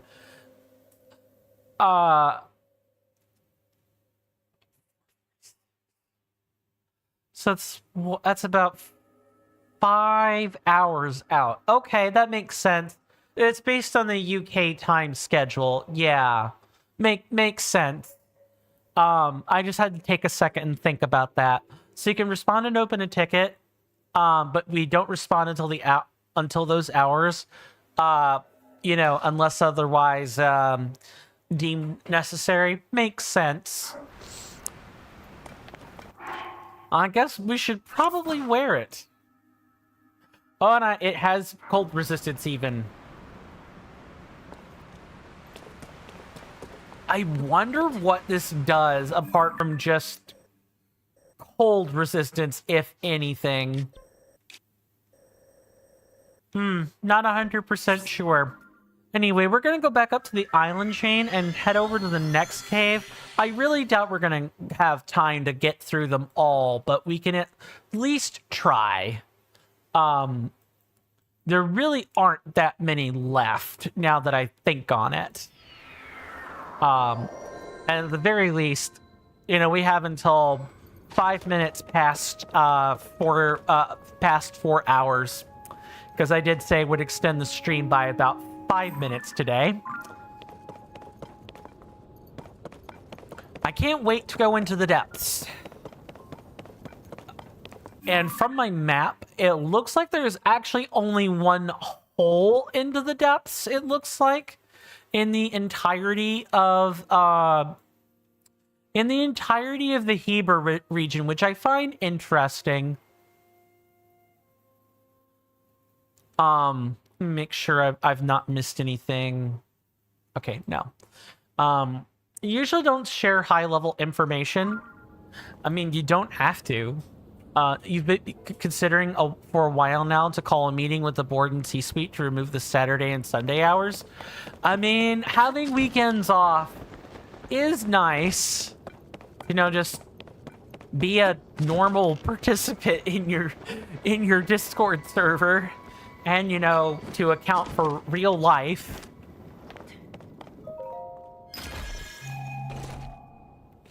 I mean, if you have things that you are willing to address as necessary anyway, willing to address as is necessary anyway, excuse me, I needed to correct that sentence. then it's kind of like you're on call on the time, all the time, if I were being honest. So having off time is just good for mental health more than anything. Oh, I'm a fool. I did not want to go that way. I suppose we can add a disclaimer that we can still do things on weekends if deemed urgent enough. Up to your personal discretion. Absolutely up to your personal discretion. I find that if you don't put your foot down, right? And that's to say it politely. People will... I should say people won't respect your off time or anything, but it's more like... if people know that you'll respond to something if it's urgent enough, and it's not clear what urgent is, and I'm not saying that it's not clear what that is, I'm just putting out the hypothetical here. People do have a tendency to kind of ignore the fact that you have operating hours. So there are pros and cons to that. I'll presume that your community is full of well-reasoned and well-meaning people, and they're not going to take advantage of that. It would mainly be stragglers coming in. Okay, good. I'll just use the stamina food when I'm ready. In the left sidebar, we have two sections: departments and sea level departments.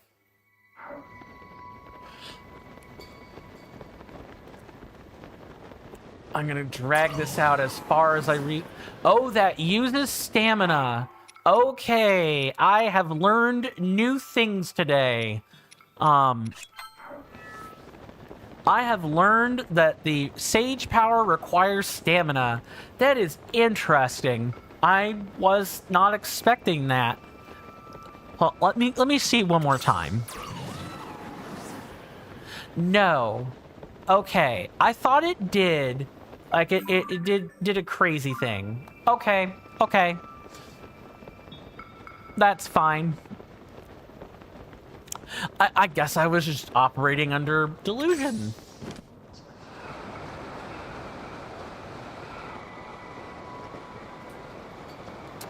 Should make sure I'm paying attention, but I can look away for a second. So I'm going to take it the regular departments are, like, more readily available than the sea-level departments, right? Because the regular departments are, you know, lower... just like in corporate power structures, it's full of, you know, lower-ranked personnel who are delegated that sort of work. Let me make sure I've not missed anything elsewhere. Yeah, Shiny, you've come in at a interesting time. We've been having a lot of discussions about corporate power structure as it pertains to a specific Discord server. So if the discussion seems like more focused than it usually is, that would be why. Oh, you know, I'm gonna stop using that and use this instead.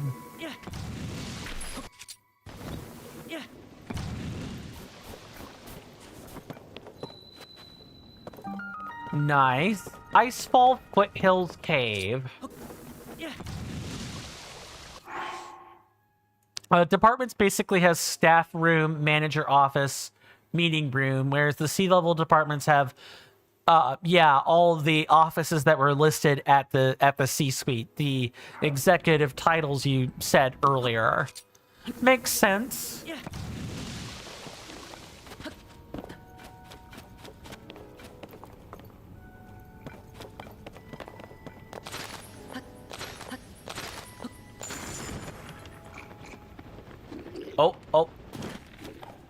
Oh, we went into like a full-blown chamber. Okay. Absolutely not.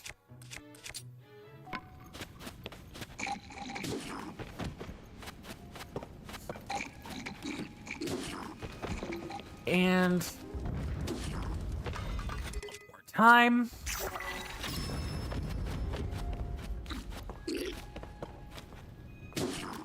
Good. Done. Oh, you have a YouTube account too. Neato.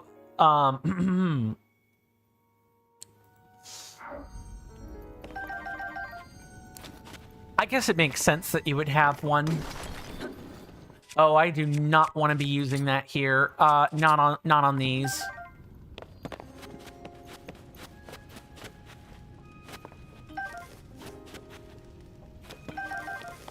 This can't be all there is. I feel like there should have been a shrine here. Oh, or there could be something tucked in the side of the cave, if you know where to look. Makes sense.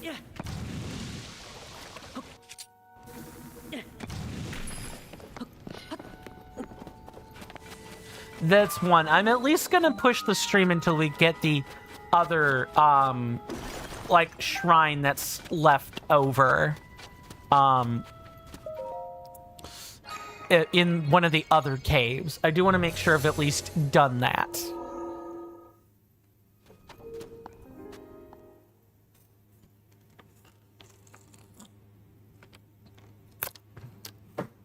I'm gonna be having a burger tonight. I'm looking forward to that. Oh no. Okay, we had a gauntlet and infiltration before. What's this next one gonna be? Traps. Okay.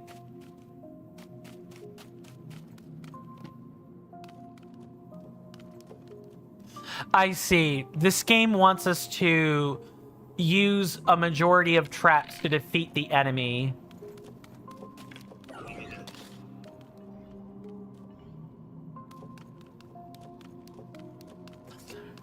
Give me a second. I'm gonna I'm gonna need to focus. I would like to do this without immediately prompting the I'm gonna need to like focus up for a second. Hello Trocastle official, welcome on in. Good to see you. Hopefully you're doing well today in both body and mind, and I hope you enjoy your stay. As a corporation, we've gone above and beyond, excuse me. I wouldn't say really acquainted with Jason, but I'm at least familiar. He's been coming around a few times. I don't want to claim any level of familiarity yet. Simply because we have not spoken that often yet.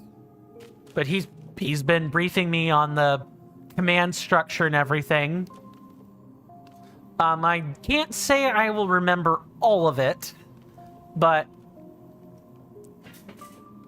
you know, if it looks like the very much the quintessential command structure in a lot of corporations everywhere. So I can kind of map my head around it. You're well aware that you're intending to submit a verified streamer ticket. You do wish me the best. Thank you. Oh no, I probably, yep, let's be extra careful about that. All right, do we have... Oh, I should make sure I'm looking up. Thank you for the well wishes. I'm sure I will do just fine. Oh no, wow, there's a lot to take in with this.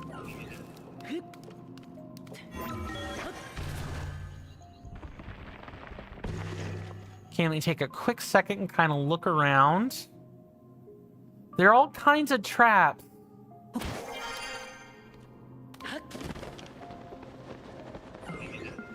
Ah, dang it. I don't know what I'm supposed to do here. I guess I could, like, lure them into the traps, right? I don't necessarily have to sneak. I just need to use the traps, because we probably don't have a whole lot of resources, and these guys don't look like they're carrying too many weapons on them either.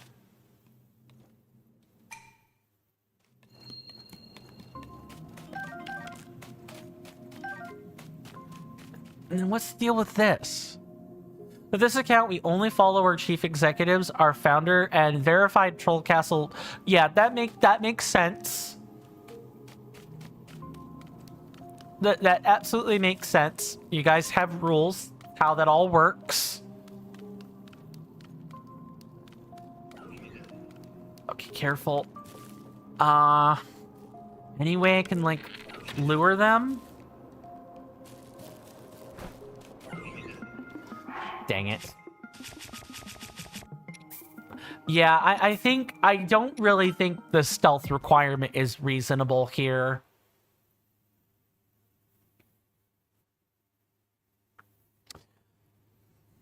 I'm actually due for a shave today, I think. I try not to shave super often. I usually just trim my beard. Because if I'm clean shaven, I kind of look like a bit of a baby. Round gaunt faces tend to do that to people, but I'm starting to look like a bit of a neckbeard. I would like to not look like one. I already have trouble enough beating. Oh, we could have literally just done this. Yep.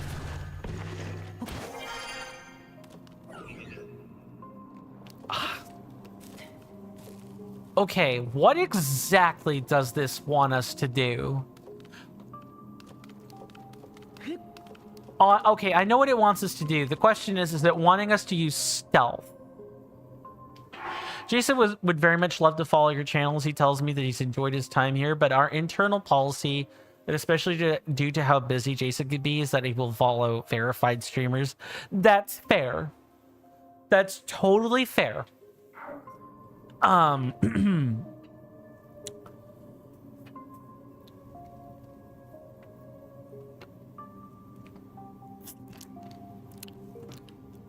Again, that's just kind of how the rules are, right? That's reasonable. Okay, let me try going up through here and seeing what I can see. I am paying attention. Just my mind is also definitely somewhere else too at the moment.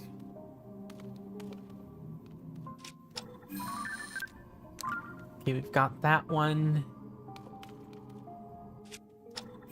We've also got that over there. That's like a huge burn patch. Okay, I think I found our starting point. We just need to actually get to it.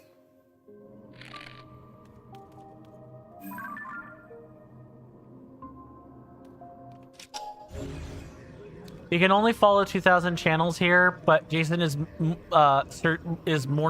searching more, always searching more for good talent. All of our verified streamers got to know Jason well. Fair. Shiny says, this shrine you lure enemies into traps you set. Falling blocks, falling fire, etc. Yeah, that makes sense. I guess I'm wanting to just make sure there's not a stealth angle I need to approach with this. Yeah, I don't think so. I just don't see a way to be stealthy in here.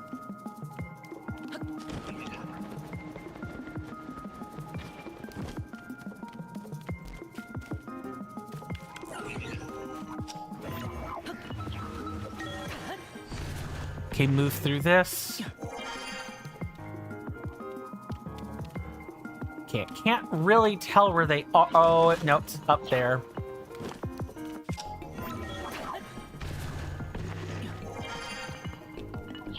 Okay, he's like right under. That wasn't a very effective trap, gotta say. All right, come on.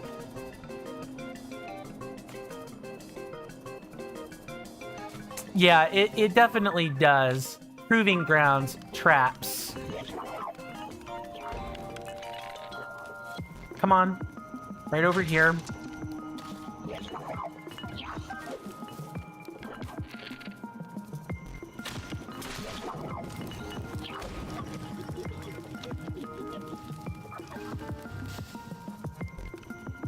Oh, I see. You're gonna make me use multiple traps, are you, game?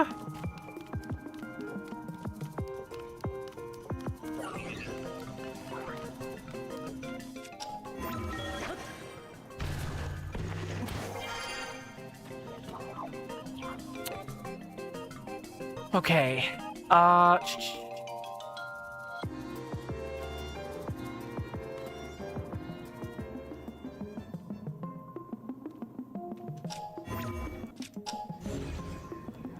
I'm not supposing I could, like...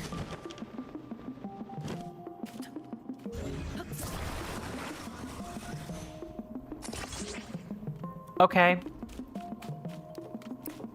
We can maybe make this work.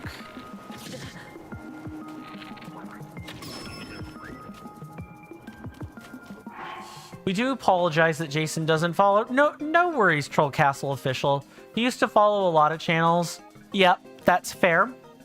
But he's made it so he only follows people that he's gotten to know well, because the TCC will, as he will probably explain, provide smaller streamers a nice established platform in which they're free to promote their streams. Yeah, that seems to be one of the main purposes of the troll the castle. Yeah.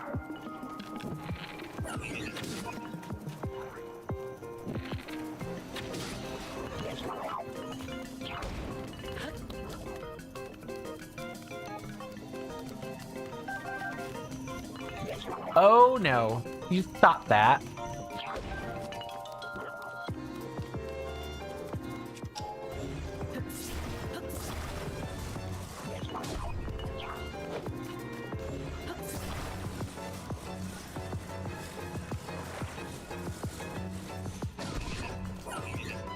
Okay, yeah, this is more or less what I should be doing. Of course, you can still fight them normally. Okay. Well, I'll give it a try.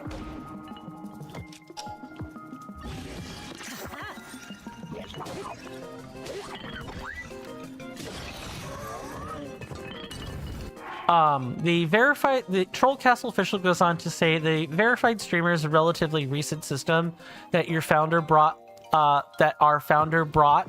since we have grown rather well. Makes sense. You meant the verified streamer program. Yeah, I figured that's probably what you meant.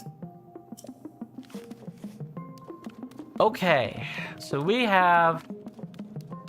knocked out the first two. Cool.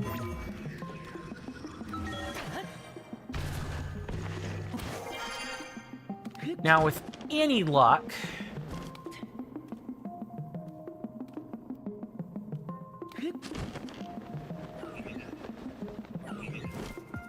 Yep, come on then. Show me what you're made of.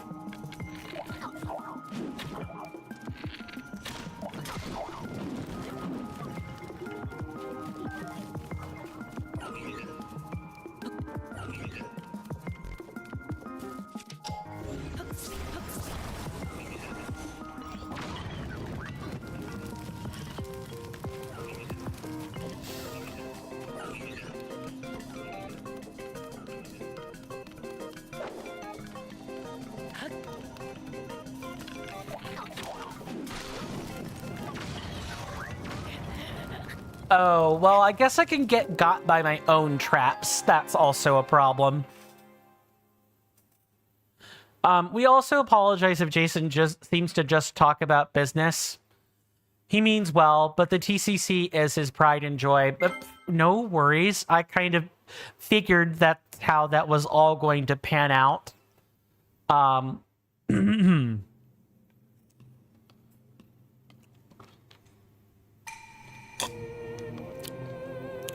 This seems to work. This particular challenge seems to work best if we aren't, we don't have a whole bunch of combat going on at once.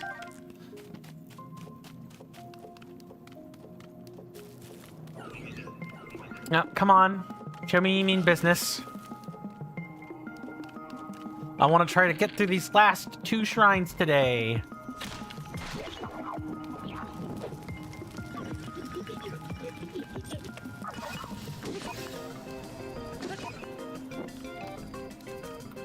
Okay, move.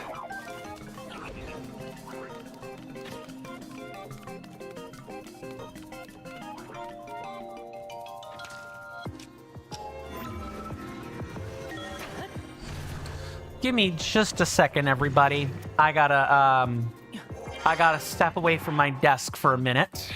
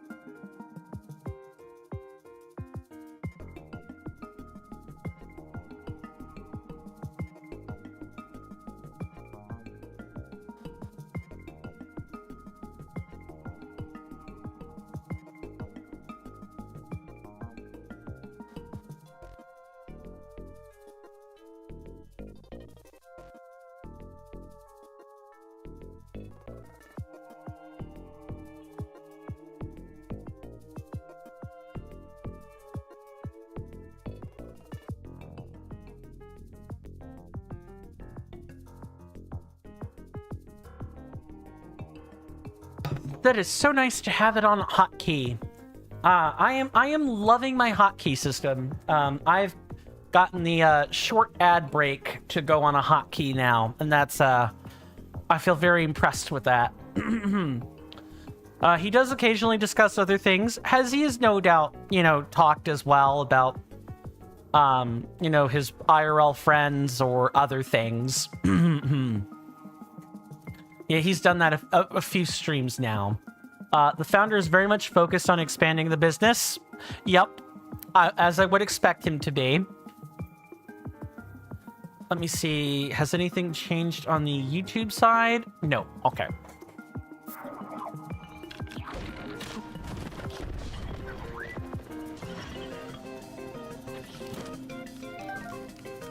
Okay, let me go ahead and dart through here.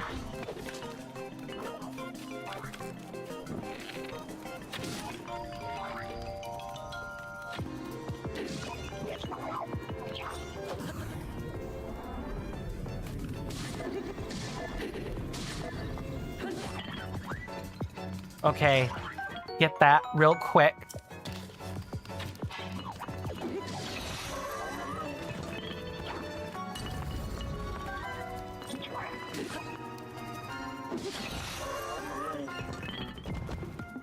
Okay, that's the first 2.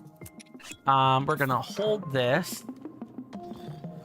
And we should probably get ready to take a picture of this. Because I did note that it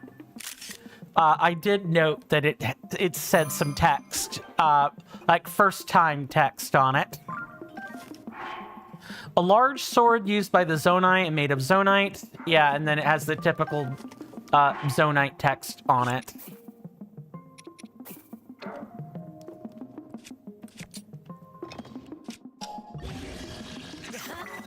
Okay, there's that one, and then there's that one. All right. Got weapons if we need them. Okay. Yep, come on. Right this way.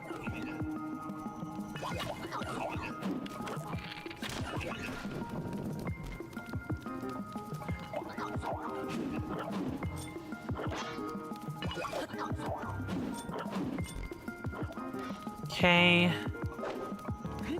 Think about luring them through here.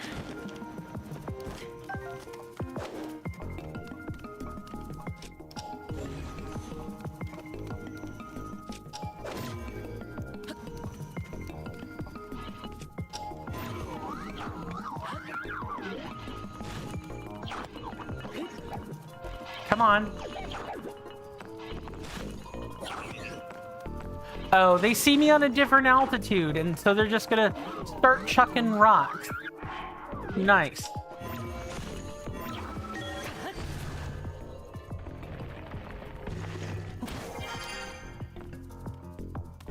Okay, so here it's very clear they want us to take a barrel and kind of blow it up.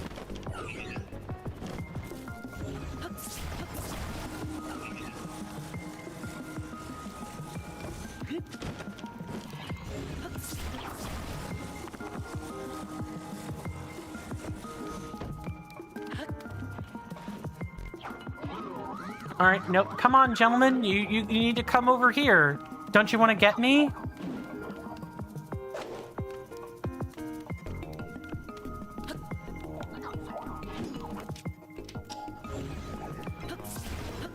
Oh, no, no, no, no. Come back this way.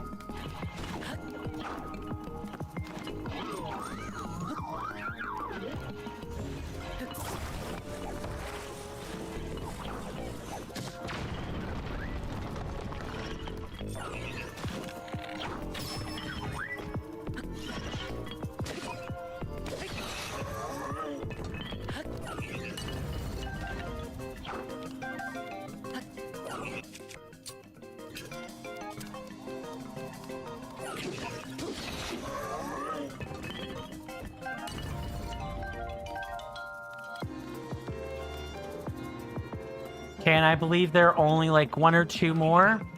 None of those traps so far have worked especially well. Certainly feels like it. They've worked okay. But they definitely could be better. All right, come on. Although I don't want to die. Come through there.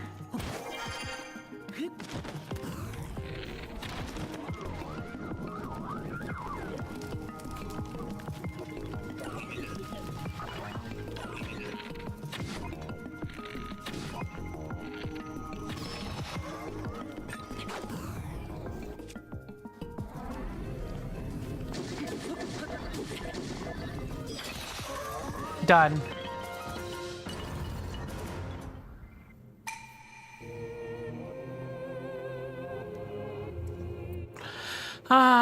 Yes, my equipment will be returned to me, but at least let me get the zonite charges. All right. At least that's done, right?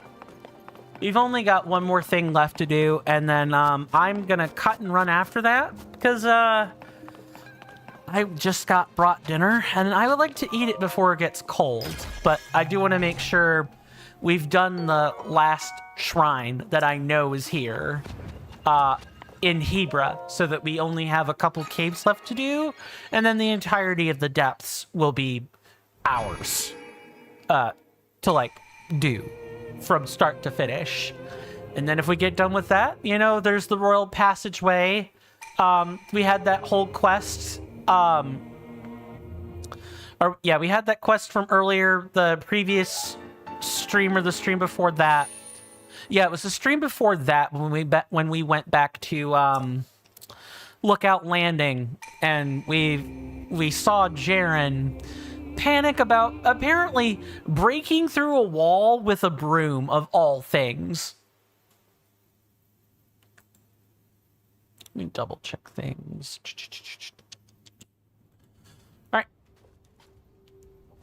Well, that's that. All done and dusted. And now we're gonna head over to the... I have to say, even after its completion, even after its completion, right? This dungeon has managed to be the most useful location to do dives from thus far. Welcome, Troll Castle Official on YouTube. Welcome on N. I know you moved over from Twitch.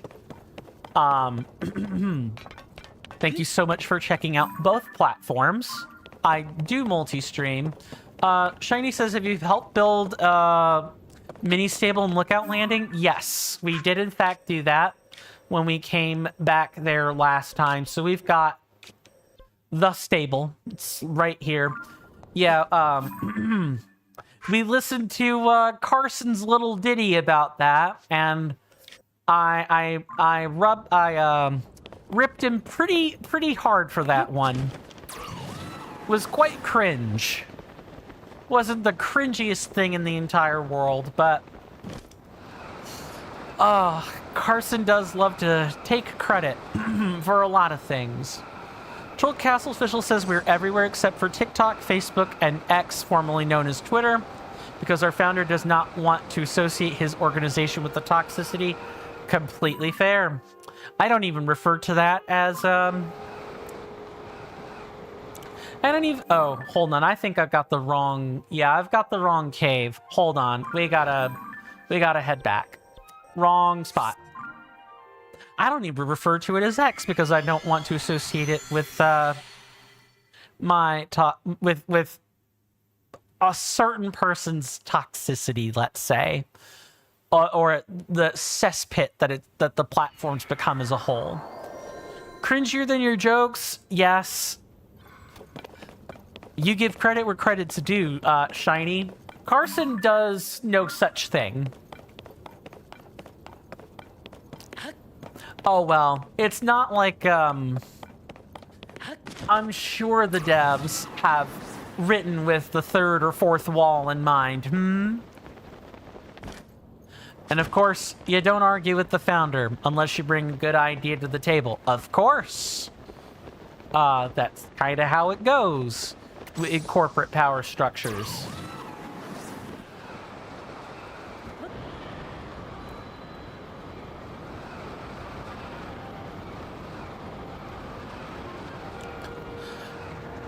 I am trying to learn how to draw more things. I tried drawing those clouds we just passed through during the last couple of thumbnails. I haven't yet got the art techniques down for that yet, but it is a continued skill I'm working toward. Eventually, I might even be able to do actual real art. Entirely through hand drawing. Wouldn't that be nice? I actually highly doubt that. It's not efficient to make thumbnails every day if you have to hand draw them all, unless they're fairly simple and straightforward.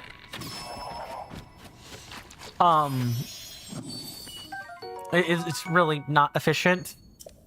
I enjoy doing that sort of thing, don't get me wrong, but you have to have a good balance for these things. You have to be, you can have high quality content, but you do in fact have to have a lot more medium quality content. And that includes, that does in fact include the thumbnails. Troll Castle official says, full disclosure, this account can be used by the founder. So pretty much any of the officials that are on the Discord can use it, right? So like it's a multi-party account basically. Just to make sure I've parsed that correctly. Gotcha. Okay.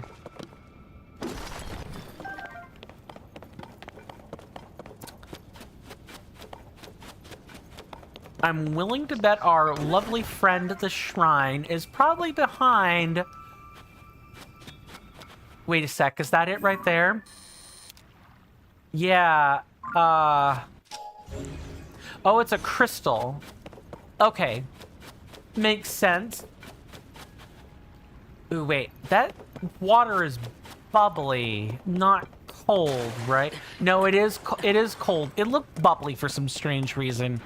It would actually be bubbling if it were a hot spring, so yeah, I should have pieced that together. All right. Let's do something a little bit like this. Troll Castle King Jason says you love this puzzle. You just made a really long pokey stick and fished it out. That certainly does make some sense.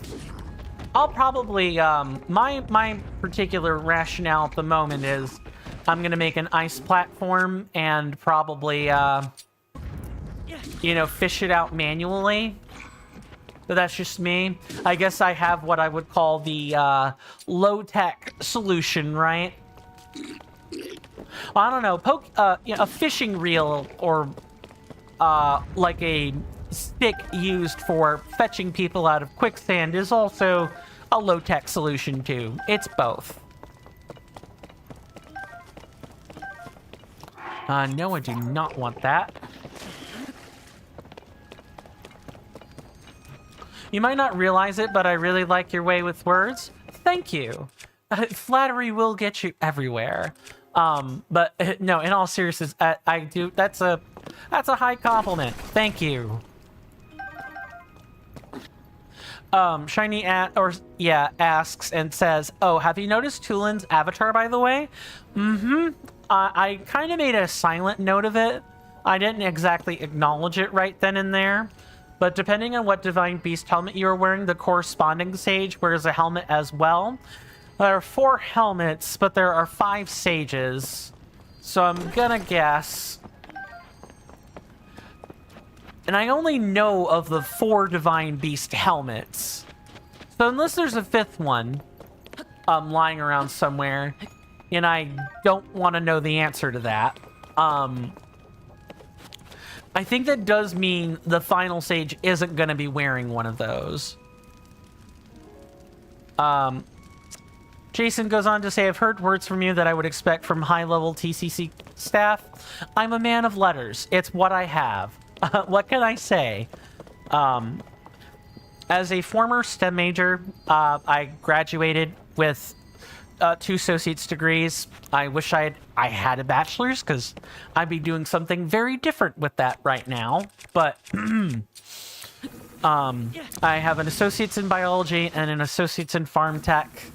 The sciences really drill you on writing papers, like a lot of papers.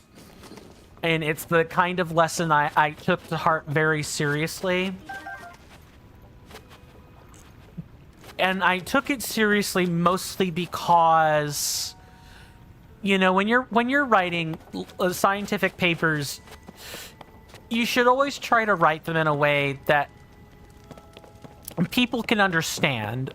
Like someone who didn't have any knowledge of your experiment or any knowledge of what you were doing research on, you should be able to have the paper explain it in such a way that they can repeat your steps without knowing anything beforehand. And that requires clear, concise language. Now, I probably have undiagnosed ADD, probably.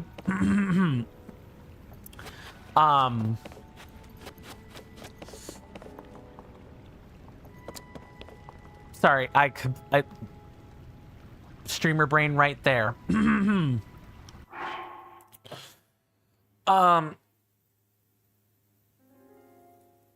Oh, goodness. I think a stretch might be in order. Don't worry, we won't be. I will be calling it before too much longer. My food has probably gotten a little bit cold. Let me read this and I'll get back to what I was saying. With regard to the verified streamer program you mentioned, staff members also get the same perk of advertising their streams and channel promotions. But of course, applying for staff is understandably much more tedious. Fair. I would definitely expect that process to hold true. Let's see. And then on the YouTube side, Shiny says one sage does not have an avatar per se, but you will find that out sooner or later. Yeah, I think I've got a good grasp on which one that is, because when we defeated the when we defeated Colgera and we saw the whole memory about Zelda talking to the Rito Sage of the past, and that King Rauru and company had gathered champions to fight the Demon King. we saw one that didn't look like any of the representative races that were shown to us. And the suit even looked a little bit, dare I say, mechanical. So I get the feeling that whoever the fifth sage is probably that person. Don't confirm the theory, of course, but I have a pretty good idea of of who it is. Troll Castle King Jason says, for staff, you don't become staff unless the entire C-suite agrees.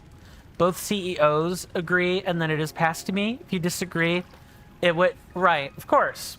The CEO has the final word, right? Would make a lot of sense. Okay, do we have any other crystals? No.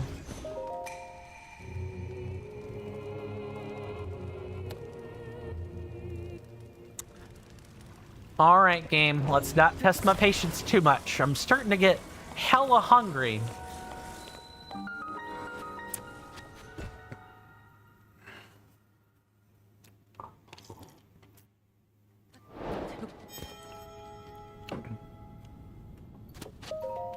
I believe we have just this. We have not this. Or, yeah. Wow, my words are a complete jumble right now.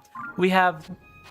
Once we do this shrine, we have the cave I mistakenly flew to early on. And then we just have the single cave. Yeah, that is that single cave. Okay. So actually, once we deal with that cave, we're ready to go into the chasm. We're ready to go into the depth. So soon you can engage in consuming your meal.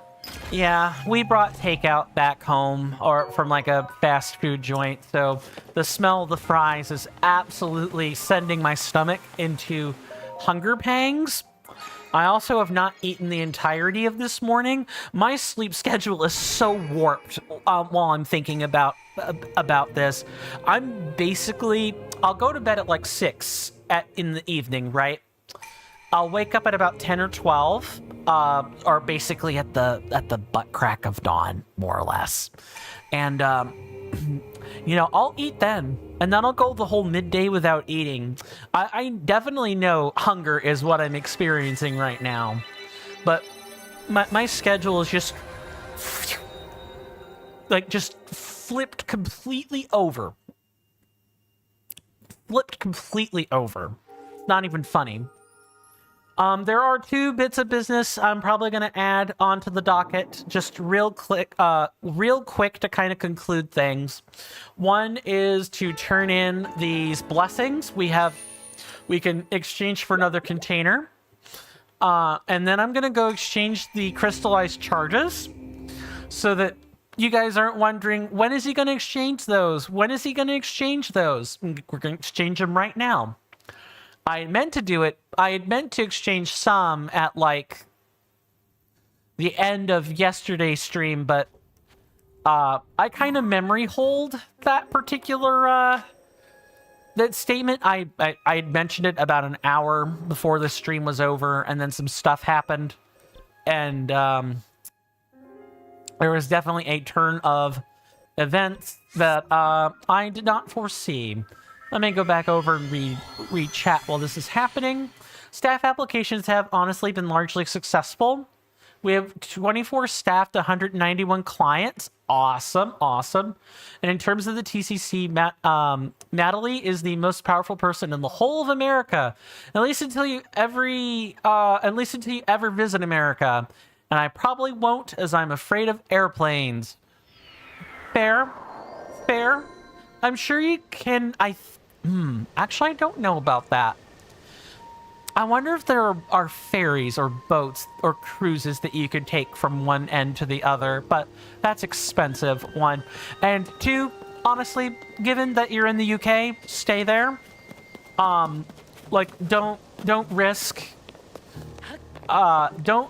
coming over here unless your social media portfolio is crystal clean. really squeaky clean. I mean that. People are getting deported over their social media posts if they say anything about Trump himself. That's just a friendly bit of advice from from a United States citizen to a citizen of a country abroad. If you're gonna come here, gotta make sure your paperwork is crystal, and that your online presence is clean. As soon as you step on the land of America, Natalie drops the second. If Jamie visits, Natalie drops to where they are now. Okay, so it's like a dynamic power structure type thing, but you aren't probably visiting anyway. Fair. Absolutely reasonable.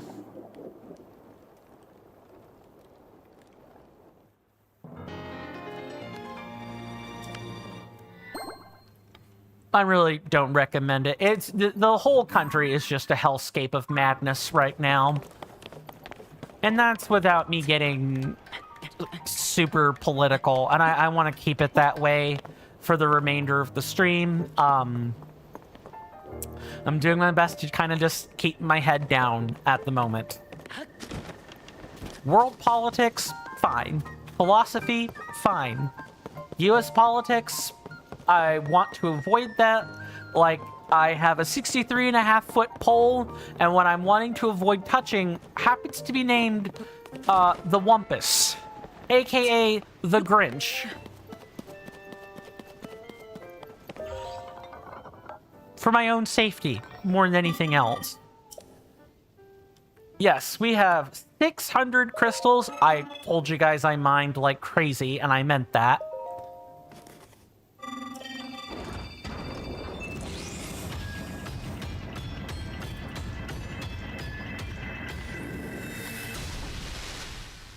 We also have 2 very exclusive titles. Ooh, exclusive titles. Interesting.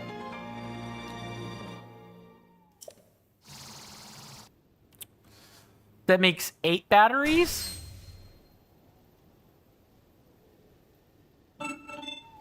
And we have the maximum capacity is what, like 12 or 18? Now you need to do the same thing for the second time. Okay, so the capacity is 16. Makes sense. First Troll Castle Legend. So the first people to do the challenge. That would make sense. Okay, for some weird reason, Shiny, I thought it was 18, but I suppose it makes more sense that it's 16. Oh, right. We did the 2 things. Okay. It is time for me to call the show for today. You guys have been awesome. We will be back on Monday with more of this. Like way more of this. We've got 1 cave, we've got the depths, and then we've got some side quests that we're probably going to do along the way to Necluda. Because, like I said, I think we're overdue on going and seeing what has happened to Kakariko Village and Hateno Village since the upheaval. Also, you know, there's that sensor that Robbie was talking about. We should probably get that now. That would be a useful thing to have. But I will go ahead and finish reading statements on the way out the door. Troll Castle King Jason said, I would be lying if I said that becoming a Troll Castle legend is basically like celebrity status in the TCC. And there's an error going on. Okay. It's not, I wouldn't really class it as celebrity. I would class it more as like someone who's well recognized.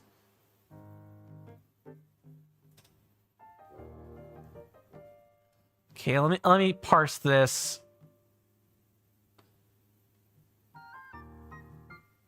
It's basically like celebrity status. Where, yeah, it means the same thing. Yeah, exactly. It's just a well-known person who's done many grueling challenges. someone highly celebrated. Makes sense.